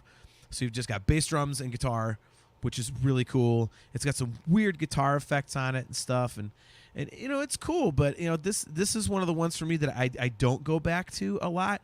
I would if I was to pick out for me records that I would say like are perfect albums, Vulgar would be on there. And that being said, like, this would be the one where it's kind of like I was worried that it wouldn't be perfect as I was listening to this the first time, but then I got to that middle wonky part. I'm like, okay, this is cool. All right, let's keep going. It's still a perfect record. Like, so I like the weird parts of it, but the rest of it is like, I mean, it's okay. I mean, it's good, but not, you know, not you know, the biggest fan, I would say. Mike L says, I was a teen when I got this, and I remember walking around with my Walkman he says full no confidence, but I was a teen when I got this, and I remember walking around with my Walkman full of confidence, not violence, just pumping me up. Yeah, that's basically what this record is. It's like a shot of, like, healthy steroids. It's I mean, they could have called this record musical steroids, and it's basically kind of what it represents, I think. So I'm with you there, Mike. That's basically what it. I mean, it still does it for me. It still pumps you up a little bit. You know, this record just has that vibe to it. So, Wayne, what are your thoughts on "Live in a Hole"? Yeah, I'm with you, man. This is a song I kind of skip over too, except for I'm gonna say it's got one of my favorite, like the intro is like one of my favorite riffs on the record. You know, it's the intro. I mean, and not that I like new metal. I mean, I really don't. But I can see how, like, the intro to this kind of has like an influence on that a little bit, like that, a lot of offbeat, you know, right hand stuff going on. But after the intro, I kind of tune out. You know, it kind of gets a little almost like psychedelic in the middle with some of the weird stuff and effects and stuff going on that he's throwing on there. And I mean, I get what he's doing. He's just trying to be experimental with his tune. But like you, man, I agree with you 100%. I think you nailed it. It's for me. I like the intro was like, and then after the intro, I just kind of like fade out with it a little bit. Right. But yeah, it's a forgettable track on this record for me. So that's. What about you, Chris? What are your thoughts on "Live in a Hole"? It's okay. I don't hate it. Don't love it. Hate the ending. Yeah. I thought that they just like kind of couldn't figure out how to end it, so they just dun. It was like, all right, it's like, all right, come up with something better. They did so much better with the with every other song, and this one it's like they didn't know how to end it. Kind of reminded me of like Double Talk and Jive from Use Your Illusion 1 or whatever, where it's like, we don't have enough to do a whole song, so we'll just fade it away, and it's all right, we did enough. We gave you 2 minutes, right? And that's kind of what I felt like with this track. It's okay. I agree with the whole psychedelic talk. That's a very good way to phrase that middle part, is that it is very much out of that. They were definitely doing some hallucinogens when they were in the studio, and that's what they came up with. So yeah, it's okay. It's not the worst, not the best, but it bookends great songs, so it's okay. Or it's in between great songs, rather. Yeah, it feels like a deep. Yeah, exactly. Yes, very much so. Yeah. All right, so we get to track 9, Regular People Conceit. And every time I hear this song, I cannot help but picture the Pantera home video part 2, because this is like where the dude with the vibrating dildo, like blowing his hair in the like the hair the hand dryer in the bathroom. And then it's the scene with all the topless women in it. Like this is the song that was like playing behind it, and it's just I just remember that dude with the big like dildo, like it just what is that? So, yeah, this song is awesome. This again is a highly underrated Pantera song. The riff is cool. Again, when we talk about like Yeah, that's one of the first on the album. Yeah. Man. And the thing that gets me about this song is actually the middle part, the solo section, because again, it's that rhythm section and dime breakdown. But Vinnie Paul's drums, this is one of my favorite drum beats, because the bell, he's riding the bell of the drums of the ride cymbal, but it's obviously like, it's got that feel to it because he's doing off of the kick and the snare with it. But then like the fill is, it's like it's a brilliant drum beat, and it's simple, but it is so effective. It adds a lot of musicality to a very simple part of the song. And Rex, again, we spoke of him being an underrated bass player. If you listen to what he's playing under Dime's solo in this, underneath the drum beat, he's walking all over the place. And again, we mentioned it before, but if you really want to listen to the musicality of Pantera and hear the fact that these guys are actually really good players on top of just being dudes who drink and dudes who thrash and all this other shit, like listen to stuff like this, like the middle of Regular People, and you can hear that these guys are not just dumb metalheads. Like they know exactly what the fuck they're doing, and they can play a ton of shit. And this song is a great encapsulation of all their stuff. It's a great intro that's just like, and then a single note riff, and this song kind of has it all. So I love this one. This is another one that I go back to quite a bit. Even though it does remind me of that, inappropriate scene in the Pantera home video. So, Chris, your thoughts on Regular People Conceit? It's 1B for me. It's so good. And for me, this is right at the height of my angriest period in life, was when this song was out. So believe me, I lived these lyrics. I definitely lived the "don't fuck with this" attitude. Yeah. And it's a funny, goofy story. When I was in the hospital after the burn accident, my brother brought this tape up. Like they brought me a little tape player and some tapes, and they had to be unopened because they were, because of the infection that I could get from blah blah blah. Mm-hmm. So they brought me this tape and I think the Downward Spiral, maybe, like two really angry records. And I would be playing these, and the doctors would come in. The doctors, they're visiting different rooms, and people are watching like Hill Street Blues or something on the TVs or whatever. Then they come into my room, and they're like, "Don't fuck with this," and I'm like yelling at nurses and stuff, just angry. And I mean, I could just remember the doctors looking at me and going, "Whew, that's heavy. What are you listening to?" I was like, "It's fucking Pantera, right?" Right. Meanwhile, I can't move to be angry, but I was just like, I was using it. I was using that rage to kind of rage heal myself, kind of. Yeah. I was like, I'm not going to stay here. I'm not going to lay here. Don't fuck with me with this shit. And this was definitely one of my, I hate to say theme songs because that sounds like a stupid, sitcom movie or something. Right. But I really did use this song a lot as almost like a theme to push myself to get healthy. So it has a lot of special meaning to me.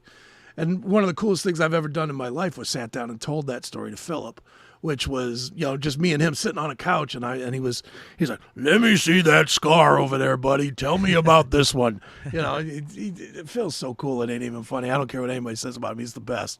Right. But, it was very cool to have these kind of direct memories to share with the creator of that music that did help me in such a big way. And yeah, this song is definitely, it has a much more special personal meaning to me than probably anything in the Pantera catalog. But cool song.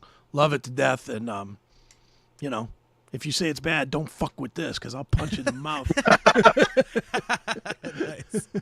Well, Wayne, what are your thoughts on Regular People Can See? I agree with Chris, man. It's definitely a powerful song. It's that that's one of the best Dimebag riffs of all time, man. Yep. Crazy, and it's creative. Such a creative riff he's got going on there because it doesn't sound like any other riff that he plays, and the whole category. Whatever, man. But, yeah, I've had a lot of drinks. So. Drinking into infinity. But it's a creative tune, and it's at the same time it's I'm getting into the Walk vibe with this one. Just to beat somebody's ass when Right. I'm not a violent person, but this song makes me feel kind of violent.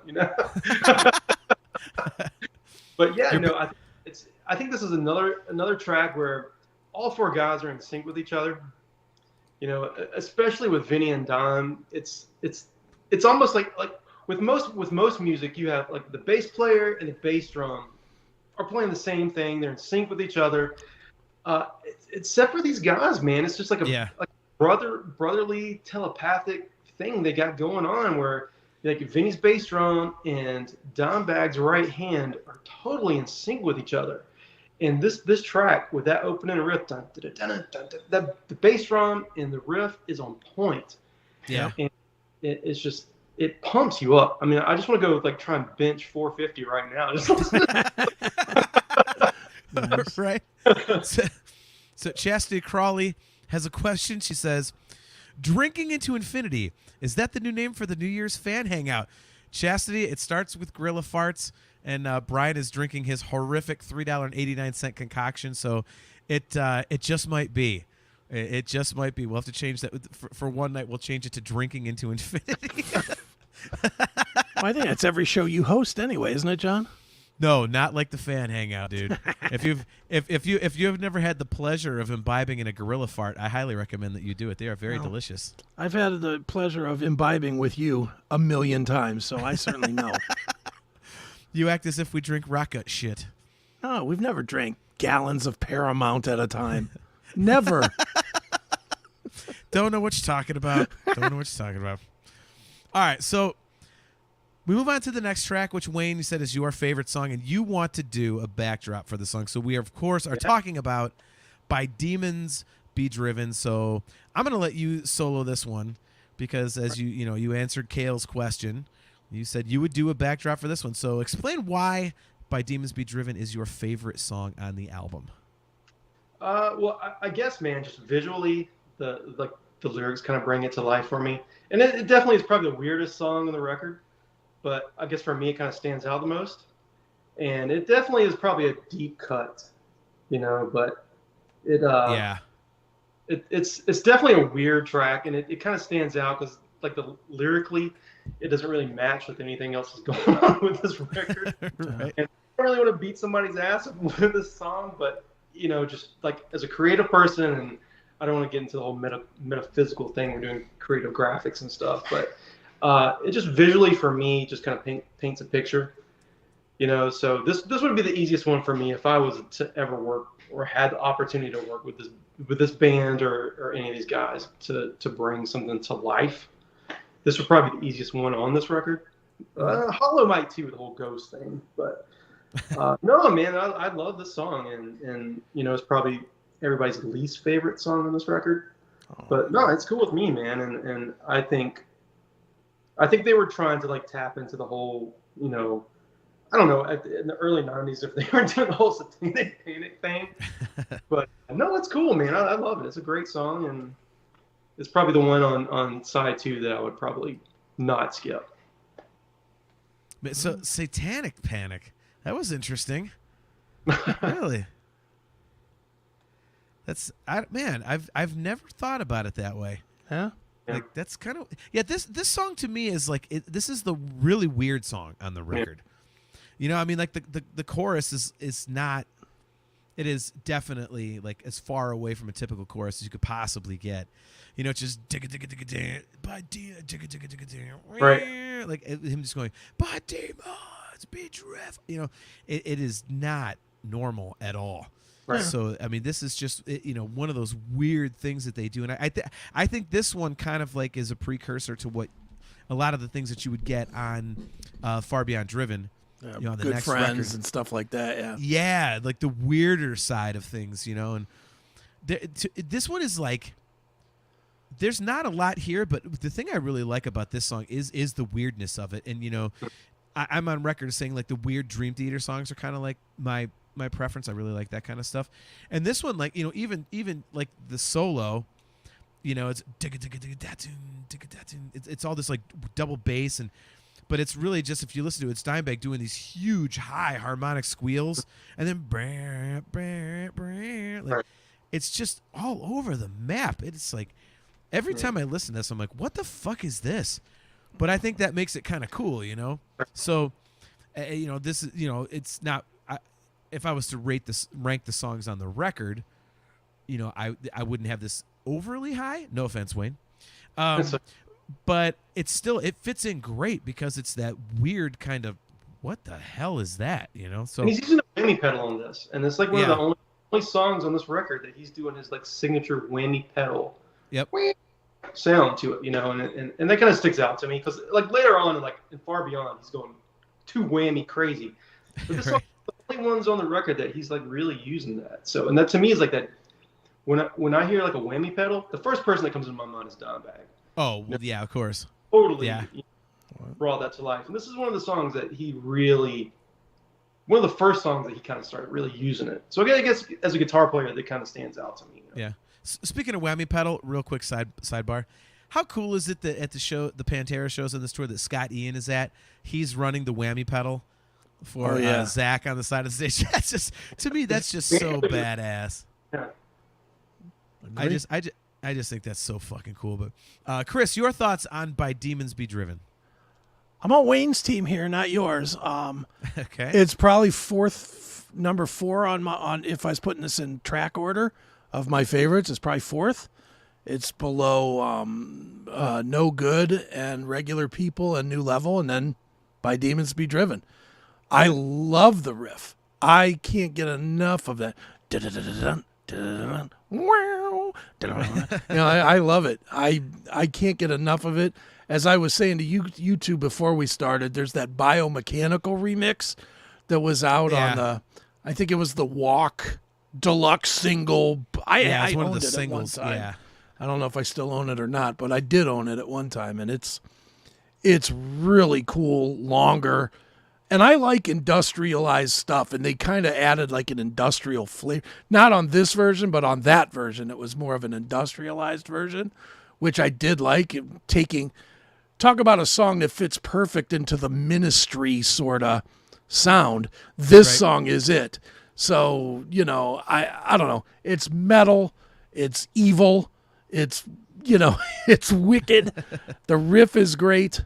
You know, the stop start chugging is great. Dun, dun, dun. You know, it's not as dramatic as One, but almost there. You know, to where that's, you know, and you know as well as I do, everybody, whenever you listen to One, you listen to the beginning 5 minutes, and you're like, okay, and then all of a sudden it's dun, dun, dun, and you're just, yeah, you know. I'm the same way with this song. Is, you know, whenever they start playing that riff, I'm right in there with it. So I love this tune. Awesome. Yeah, this is just, I don't dislike it. I'm not saying that. It's the weird song of the bunch for me. Yeah. You know, it's just weird, but I love it for that reason. So sure. So closing up the record, we of course have Hollow. Wayne, you alluded to it earlier. You know, Hollow and This Love are kind of like the Cemetery Gates on this record, and Hollow is just I think it's a great closer. It's, you know, it's kind of like that after dinner drink. You have that massive, fattening, filling meal, and then you have that nice little after-dinner liqueur.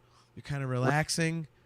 But then you realize you forgot one bite of giant, fatty, delicious steak on your plate, and you just cram it into your mouth, and that's the last thing that you eat, you know? Right. So, yeah, this song is just... It's like... I hate to use this word because it really doesn't sound like it fits with Pantera, but plaintive. The lyrics are kind of plaintive, and it's like... It's you know, Philip Anselmo talking about a friend who's, you know, basically a friend dying, you know, for lack of a better description. And it's just, you know, the melodies are great, and it's another perfect example of Dime knowing exactly what to play when. And, you know, the fade out is just cool, man. Like the way the song fades out with the heavy part, like it's such a great way to end the record. Like, and it just like fades out the record. And, you know, you've been on this journey. And it's like I said, it's almost like a palate cleanser in a way, you think, because it's like this mellow thing. But then no, it kicks in with the heavy stuff, and it's, oh my god! And it blends the clean guitar with the heavy guitar, which I really like. That, you know, but you still got the clean underneath it, which is like you can hear the shimmery chime sound underneath the heavy guitars, and it's just such a fantastic album closer, and it's. You know, it's like, hey, man, here's a smaller piece of, you know, the microcosm of what this record is. You know, we had it earlier in other songs where it's, you know, you get every bit of the Pantera sound in one song. And I think this one's kind of like a mini version of that. Like, you know, like I said, you know, This Love has kind of everything you kind of want out of Pantera. And this is kind of like a junior version, I would say, of you know, This Love. And it's just, it's great, man. The melodies are fantastic, and again, this is the one song that I think has the most feeling to it. And, you know, obviously, because Phil's known for, obviously, the walk on home, boy, that kind of thing. But I think this one shows, like, a little bit of the human side of him. Like, hey, man, you like, there's something underneath that, you know, that super heavy metal exterior. And so I love it. I think it's a really cool way to end the record, and I really enjoy it, man. So where do you stand on Hollow, Wayne? This is my second favorite song on the record. Wow. And, okay. Yeah, man. I think it's an awesome encore, and I think they used this as an encore back when they played this live. I mean, it might have been the encore of the record for the show. But the guitar riff is so unique in this because the whole album, Dimebag is just chugging the hell away on all this stuff, and then when you get to this song. It feels like a ballad, but it doesn't feel like a ballad, and it's like a swing. There's like a swing to the guitar. Yes. I mean, you don't want to hit. You just want to swing to it. Yeah. And lyrically, it's my favorite song on the record because there's like a deep meaning to it. It's just like screaming and yelling, "I'm gonna smash your face in."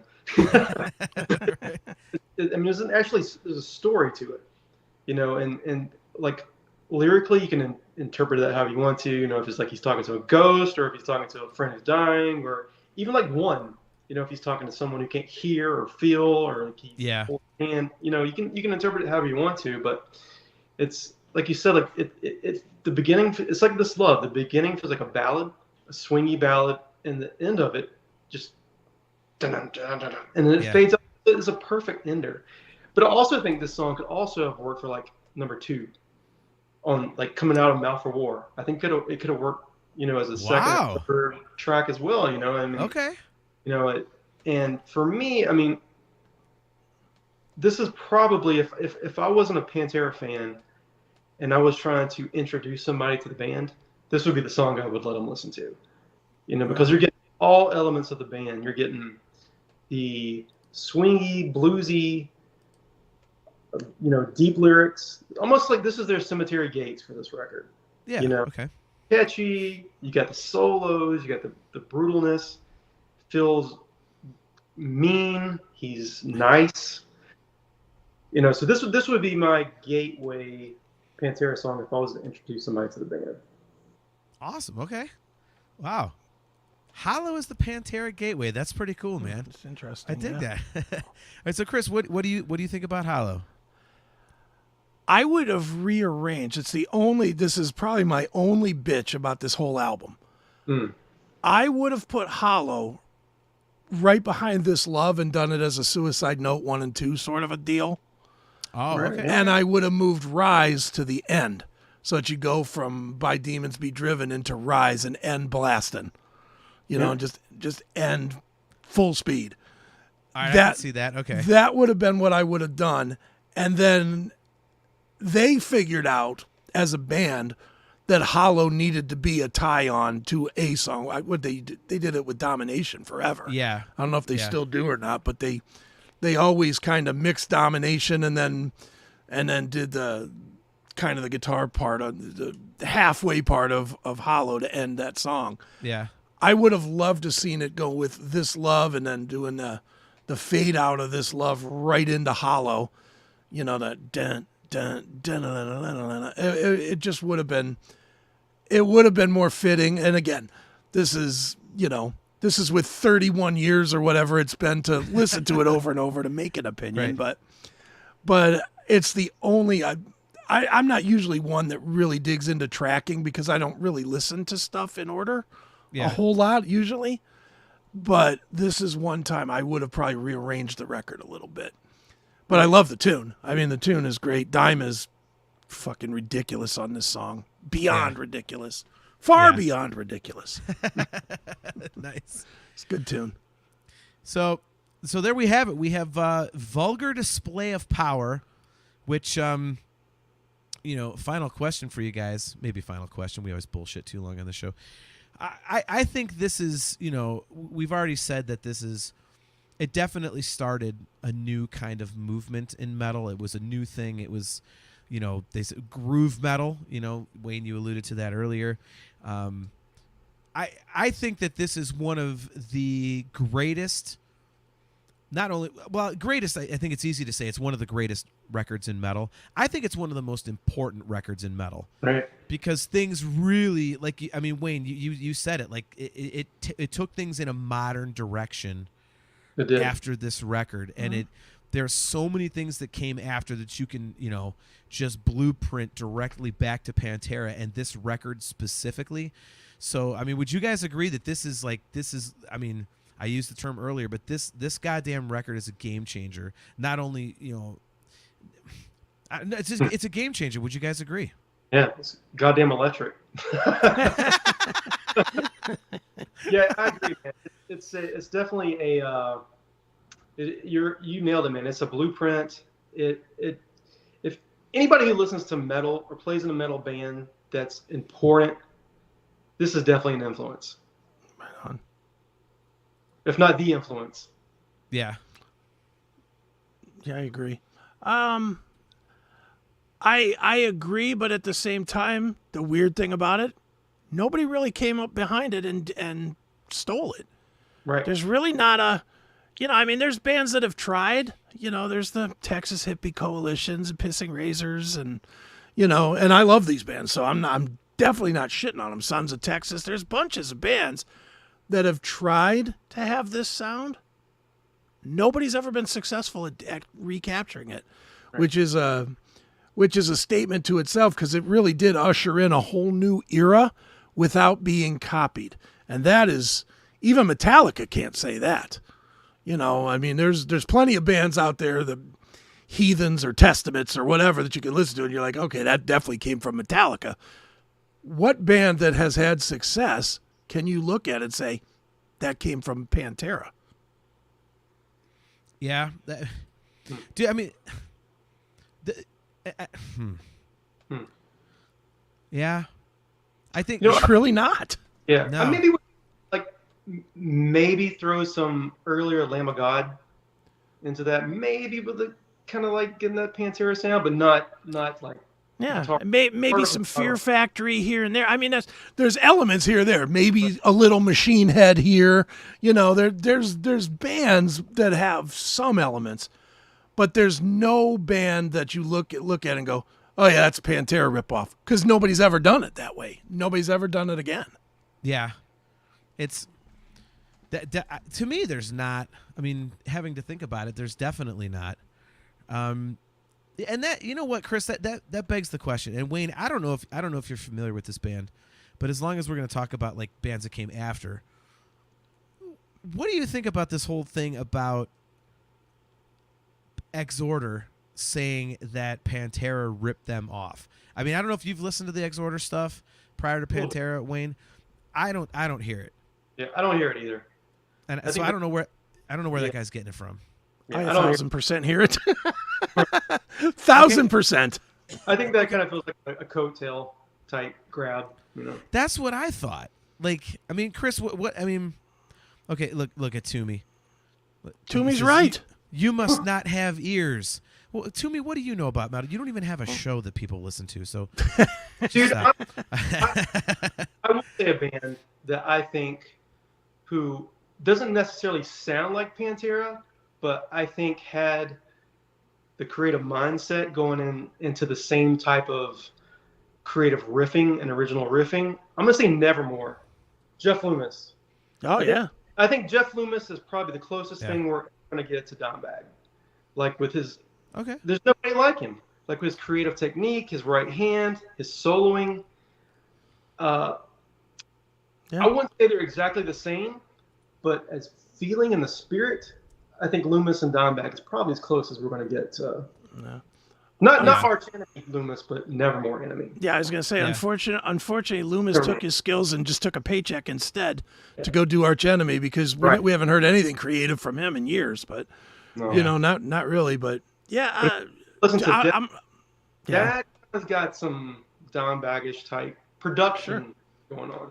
Mm-hmm. Well, yeah, production, yeah, sure. I just going back to the Exhorder thing. I've tried listening to it. I mean, it sounds like straight up thrash to me. And dude, I listened to a shitload of Pantera. You know, Toomey commented obviously, and dude, good to see you. Obviously, I'm busting balls. I mean, I'm with you, Wayne. I didn't hear it. I listened to a shitload of Pantera, so I like to think I know what I'm listening to, and I didn't. Maybe it was just because I listened to only one record. Maybe I listened to the wrong record or something, but I just heard classic old school thrash. Yeah, to me, sounds like Death Angel or some of the old school. Before bands. I didn't hear any like the southern rock influence, like you said. You know, the blues influence, like you said. I didn't hear it, and I was like, I don't get it, dude. First time I heard Slaughter in the Vatican, I really thought that they were ripping off Pantera, and then I went back and was like, wait a minute, this came out before then. You know. Okay. All right. I didn't listen to the wrong record. That's the record I listened to. I don't hear it. I love it. I don't get it, man. I hear it. I can't hear the similarities. No, I didn't either. Well, I don't know. I mean, you could go listen to it. Listen to The Law. Hell, listen to the album that they put out like 2 years ago. There was, they that almost sounds like a Down record, which as it should, because they had what's his name, Marzi from Phillips' Illegals band playing in it. So. Okay. They took it one step further and just, adopted some of the same players that were in. Yeah. But they all are from that like same area, if I'm not mistaken. They're all kind of like if I'm not mistaken about Exhorder was a NOLA band, I believe. Yeah. And Philip obviously came up in their scene. So a lot of what Philip was writing, was fresh out of the same scene. I don't think that I definitely think Dimebag's a better guitar player. I definitely will say that. Dime is an infinitely better guitar player than anybody they've had, in Exhorder. But yeah, I'm just telling you straight up, when first time I heard Slaughter in the Vatican was probably 92, 93. And I literally thought it was a Pantera ripoff. 'Cause, in fact, somebody handed it to me and said, "Here, you like Pantera, you'll like this." And then I listened to it and was like, okay, yeah. So, Toomey says, Cowboys from Hell equals Slaughtered in the Vatican. Okay. Yeah. Wayne, we got to go back and listen, apparently. I guess I got to. Now with that, thinking about that, I probably can't. Yeah. So. And then, Toomey, if my damn internet would work, it'll come up in a second here. But he says, but John wins because he is actually going to see Pantera and Chris is wussing out. That's fine.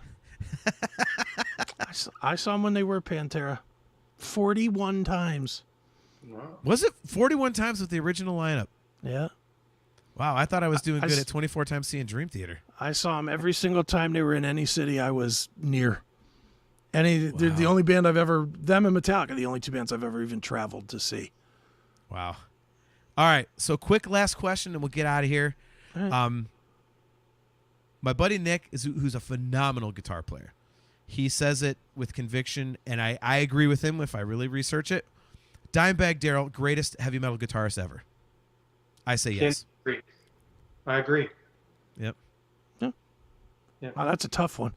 I don't know. Well, but dude, I mean, if you really start digging into it, Chris, there's a lot of guys like, oh well, I don't know, like, come on, like it's. And to go back to the Van Halen thing, Wayne, your comparison is awesome because I think about it all the time. He's the Eddie Van Halen. You said that earlier. He's the Eddie Van Halen of metal. He really is. Once in a generation player. Yeah. I mean, just like Eddie. I mean, maybe not the most technically gifted player in the world. Maybe not the best songwriter in the world. But there's just something special about the guy that nobody could emulate. Yeah. Yeah. There's big name guys that's a better argument for. Slash comes to mind. Slash, great player. Is he super elite? I don't know. He's got a super unique sound, but is he super unique? Dimebag, super unique, better than anybody that ever shared a stage with him. Technically better. Could play it when he was shit-faced out of his mind drunk. Yep. I mean, there's really nothing Dimebag did that you could ever question. I mean, what could you question? Yeah. No, I agree, and I think the reason that he sits apart from me is the same reason why I think Eddie Van Halen, sits apart from everybody else. Is like, you want to talk technicality all day long, go right ahead, you can do that, and he's still top of the list, right? But it's the songwriting, like it's the total package. Like Yngwie Malmsteen can fucking arpeggio better than anybody on the planet. He's just technically an absolute wizard, but can he write a song? And many albums worth of songs that the whole world is going to be listening to for hundreds of years or however long the fuck it's going to be. Like, no. I think with like Yngwie and like guys like that, are like, they can play and shred all they want to, but are they going to make you shake your ass when they start chugging around? Yes. Griffin, you're going to shake your ass to it. Yep. Yeah, that's awesome, man. I completely agree, man. So, well, Wayne and Chris, thank you so much for coming on. Real quick, plug your stuff. Wayne, you don't really have to plug yourself. I mean, anybody who knows Dream Theater knows that you do the Dream Theater show, and you. Oh, you know what? Super last question. Did I hear right that you have done or are doing a video for Mammoth WVH? And then you got me a couple drinks in. I can spill some beans. I'm working on it. And Nice. I'm doing the Seven Dust tour coming up with Static X. It's gonna be cool. And I finished back earlier in the wintertime. I'm doing the big Arion show that's going to be in the Netherlands. I'm doing like his big stage show, and it sucked about 10 years of my life off working on that. But I did some stuff for the Dream Sonic tour. And actually the Dream Sonic stuff I did like 2 years ago. Yeah. Using it now, so it's back in December. I did some of the 6 Degrees stuff that they're using now. Sure. But yeah, and coming up, potentially, and man, I'm drunk. I don't care. Potentially doing some like the live stuff for the Steely Dan Eagle show. Like their big show they're doing. Nice. So a big God big gig. damn. Yeah, man. DT's lighting director is also Steely Dan's lighting director. So kind of got the connection there with that. Wow, that's awesome, man. Yeah, I'm working on Tremonti's Christmas album as well. Tremonti's doing a Christmas album. Nice. I Very just cool. saw that he was doing that the other day. I was like, and yet that guy could sing his ass off. That And he can play golf too. yes, that oh my god, his solo stuff to me just smokes Alter Bridge. But I agree. Stop. dude, They're both good, but I They're agree. both good. Come on. well, yeah. Now the Christmas thing though, isn't that's in the voice of Sinatra, right? That's the Sinatra thing? Yeah, Dude, similar. that'll be awesome. Yeah. And all these guys are under the same management, like Mammoth, Right. Mon, Alter Bridge, Creed. It's all the same. Same management, same producer, Elvis Besquet. You know, they all work together, yeah. Boy, has that So- guy made some money in the last few years. All right, so Chris, plug your stuff. Meatspin.com. That's my main site. I still use that on stage to this day, ever since you told me what that is. No, ChrisAkin.net for Chris Akin Presents, The Seth Williams Show for The Seth Williams Show, TheClassicMetalShow.com for The Classic Metal Show, CMSPN for the network, blah, blah, blah. Whatever. I'm out there. Look up my name. You'll find me. I'm not the guy that trains dogs. Huh. Dude, Chris, you gotta hook me up with Phil, man. All right, I can make that. I'm sure I can Phil make that might- happen. I would love to work with him. Dude, we could probably make that happen. Let's do it. Not a problem. People helping people. That's what Talking Into Infinity does. We'll trade for Eagles tickets. How's that? Nice. Man, on that note, guys, Wayne, Chris, thank you guys so much for coming on. It was an absolute fucking blast having you on. Wayne, great to see you again. Akin, Thank you, man. as always, man, it's amazing to talk to you, especially when it comes to, one of our combined favorite bands, Pantera. To all you guys watching, everybody in the chat, Joshua Toomey, Chastity Crawley, Kale McLeish, all of our good friends, Mike L., good to see you, man. Jackal, you are wrong about pretty much everything. Sean Flynn, Mike Lamagna, thank you very much for checking out the episode. And to all of you guys watching on YouTube, again, don't forget to click that like button, click that subscribe button, and smash that notification bell so that you are notified every time we go live. We are going to be right back here in 2 weeks on Thursday, August 10th at 7:30 p.m. Eastern Standard Time. Brian will be back. We will have a topic. We don't know what it is yet. We're kind of mulling over some ideas, but Brian will be back. And thanks again, guys, for checking out another episode of Talking Into Infinity. We appreciate you guys. And as always, until next time, everyone, Carpe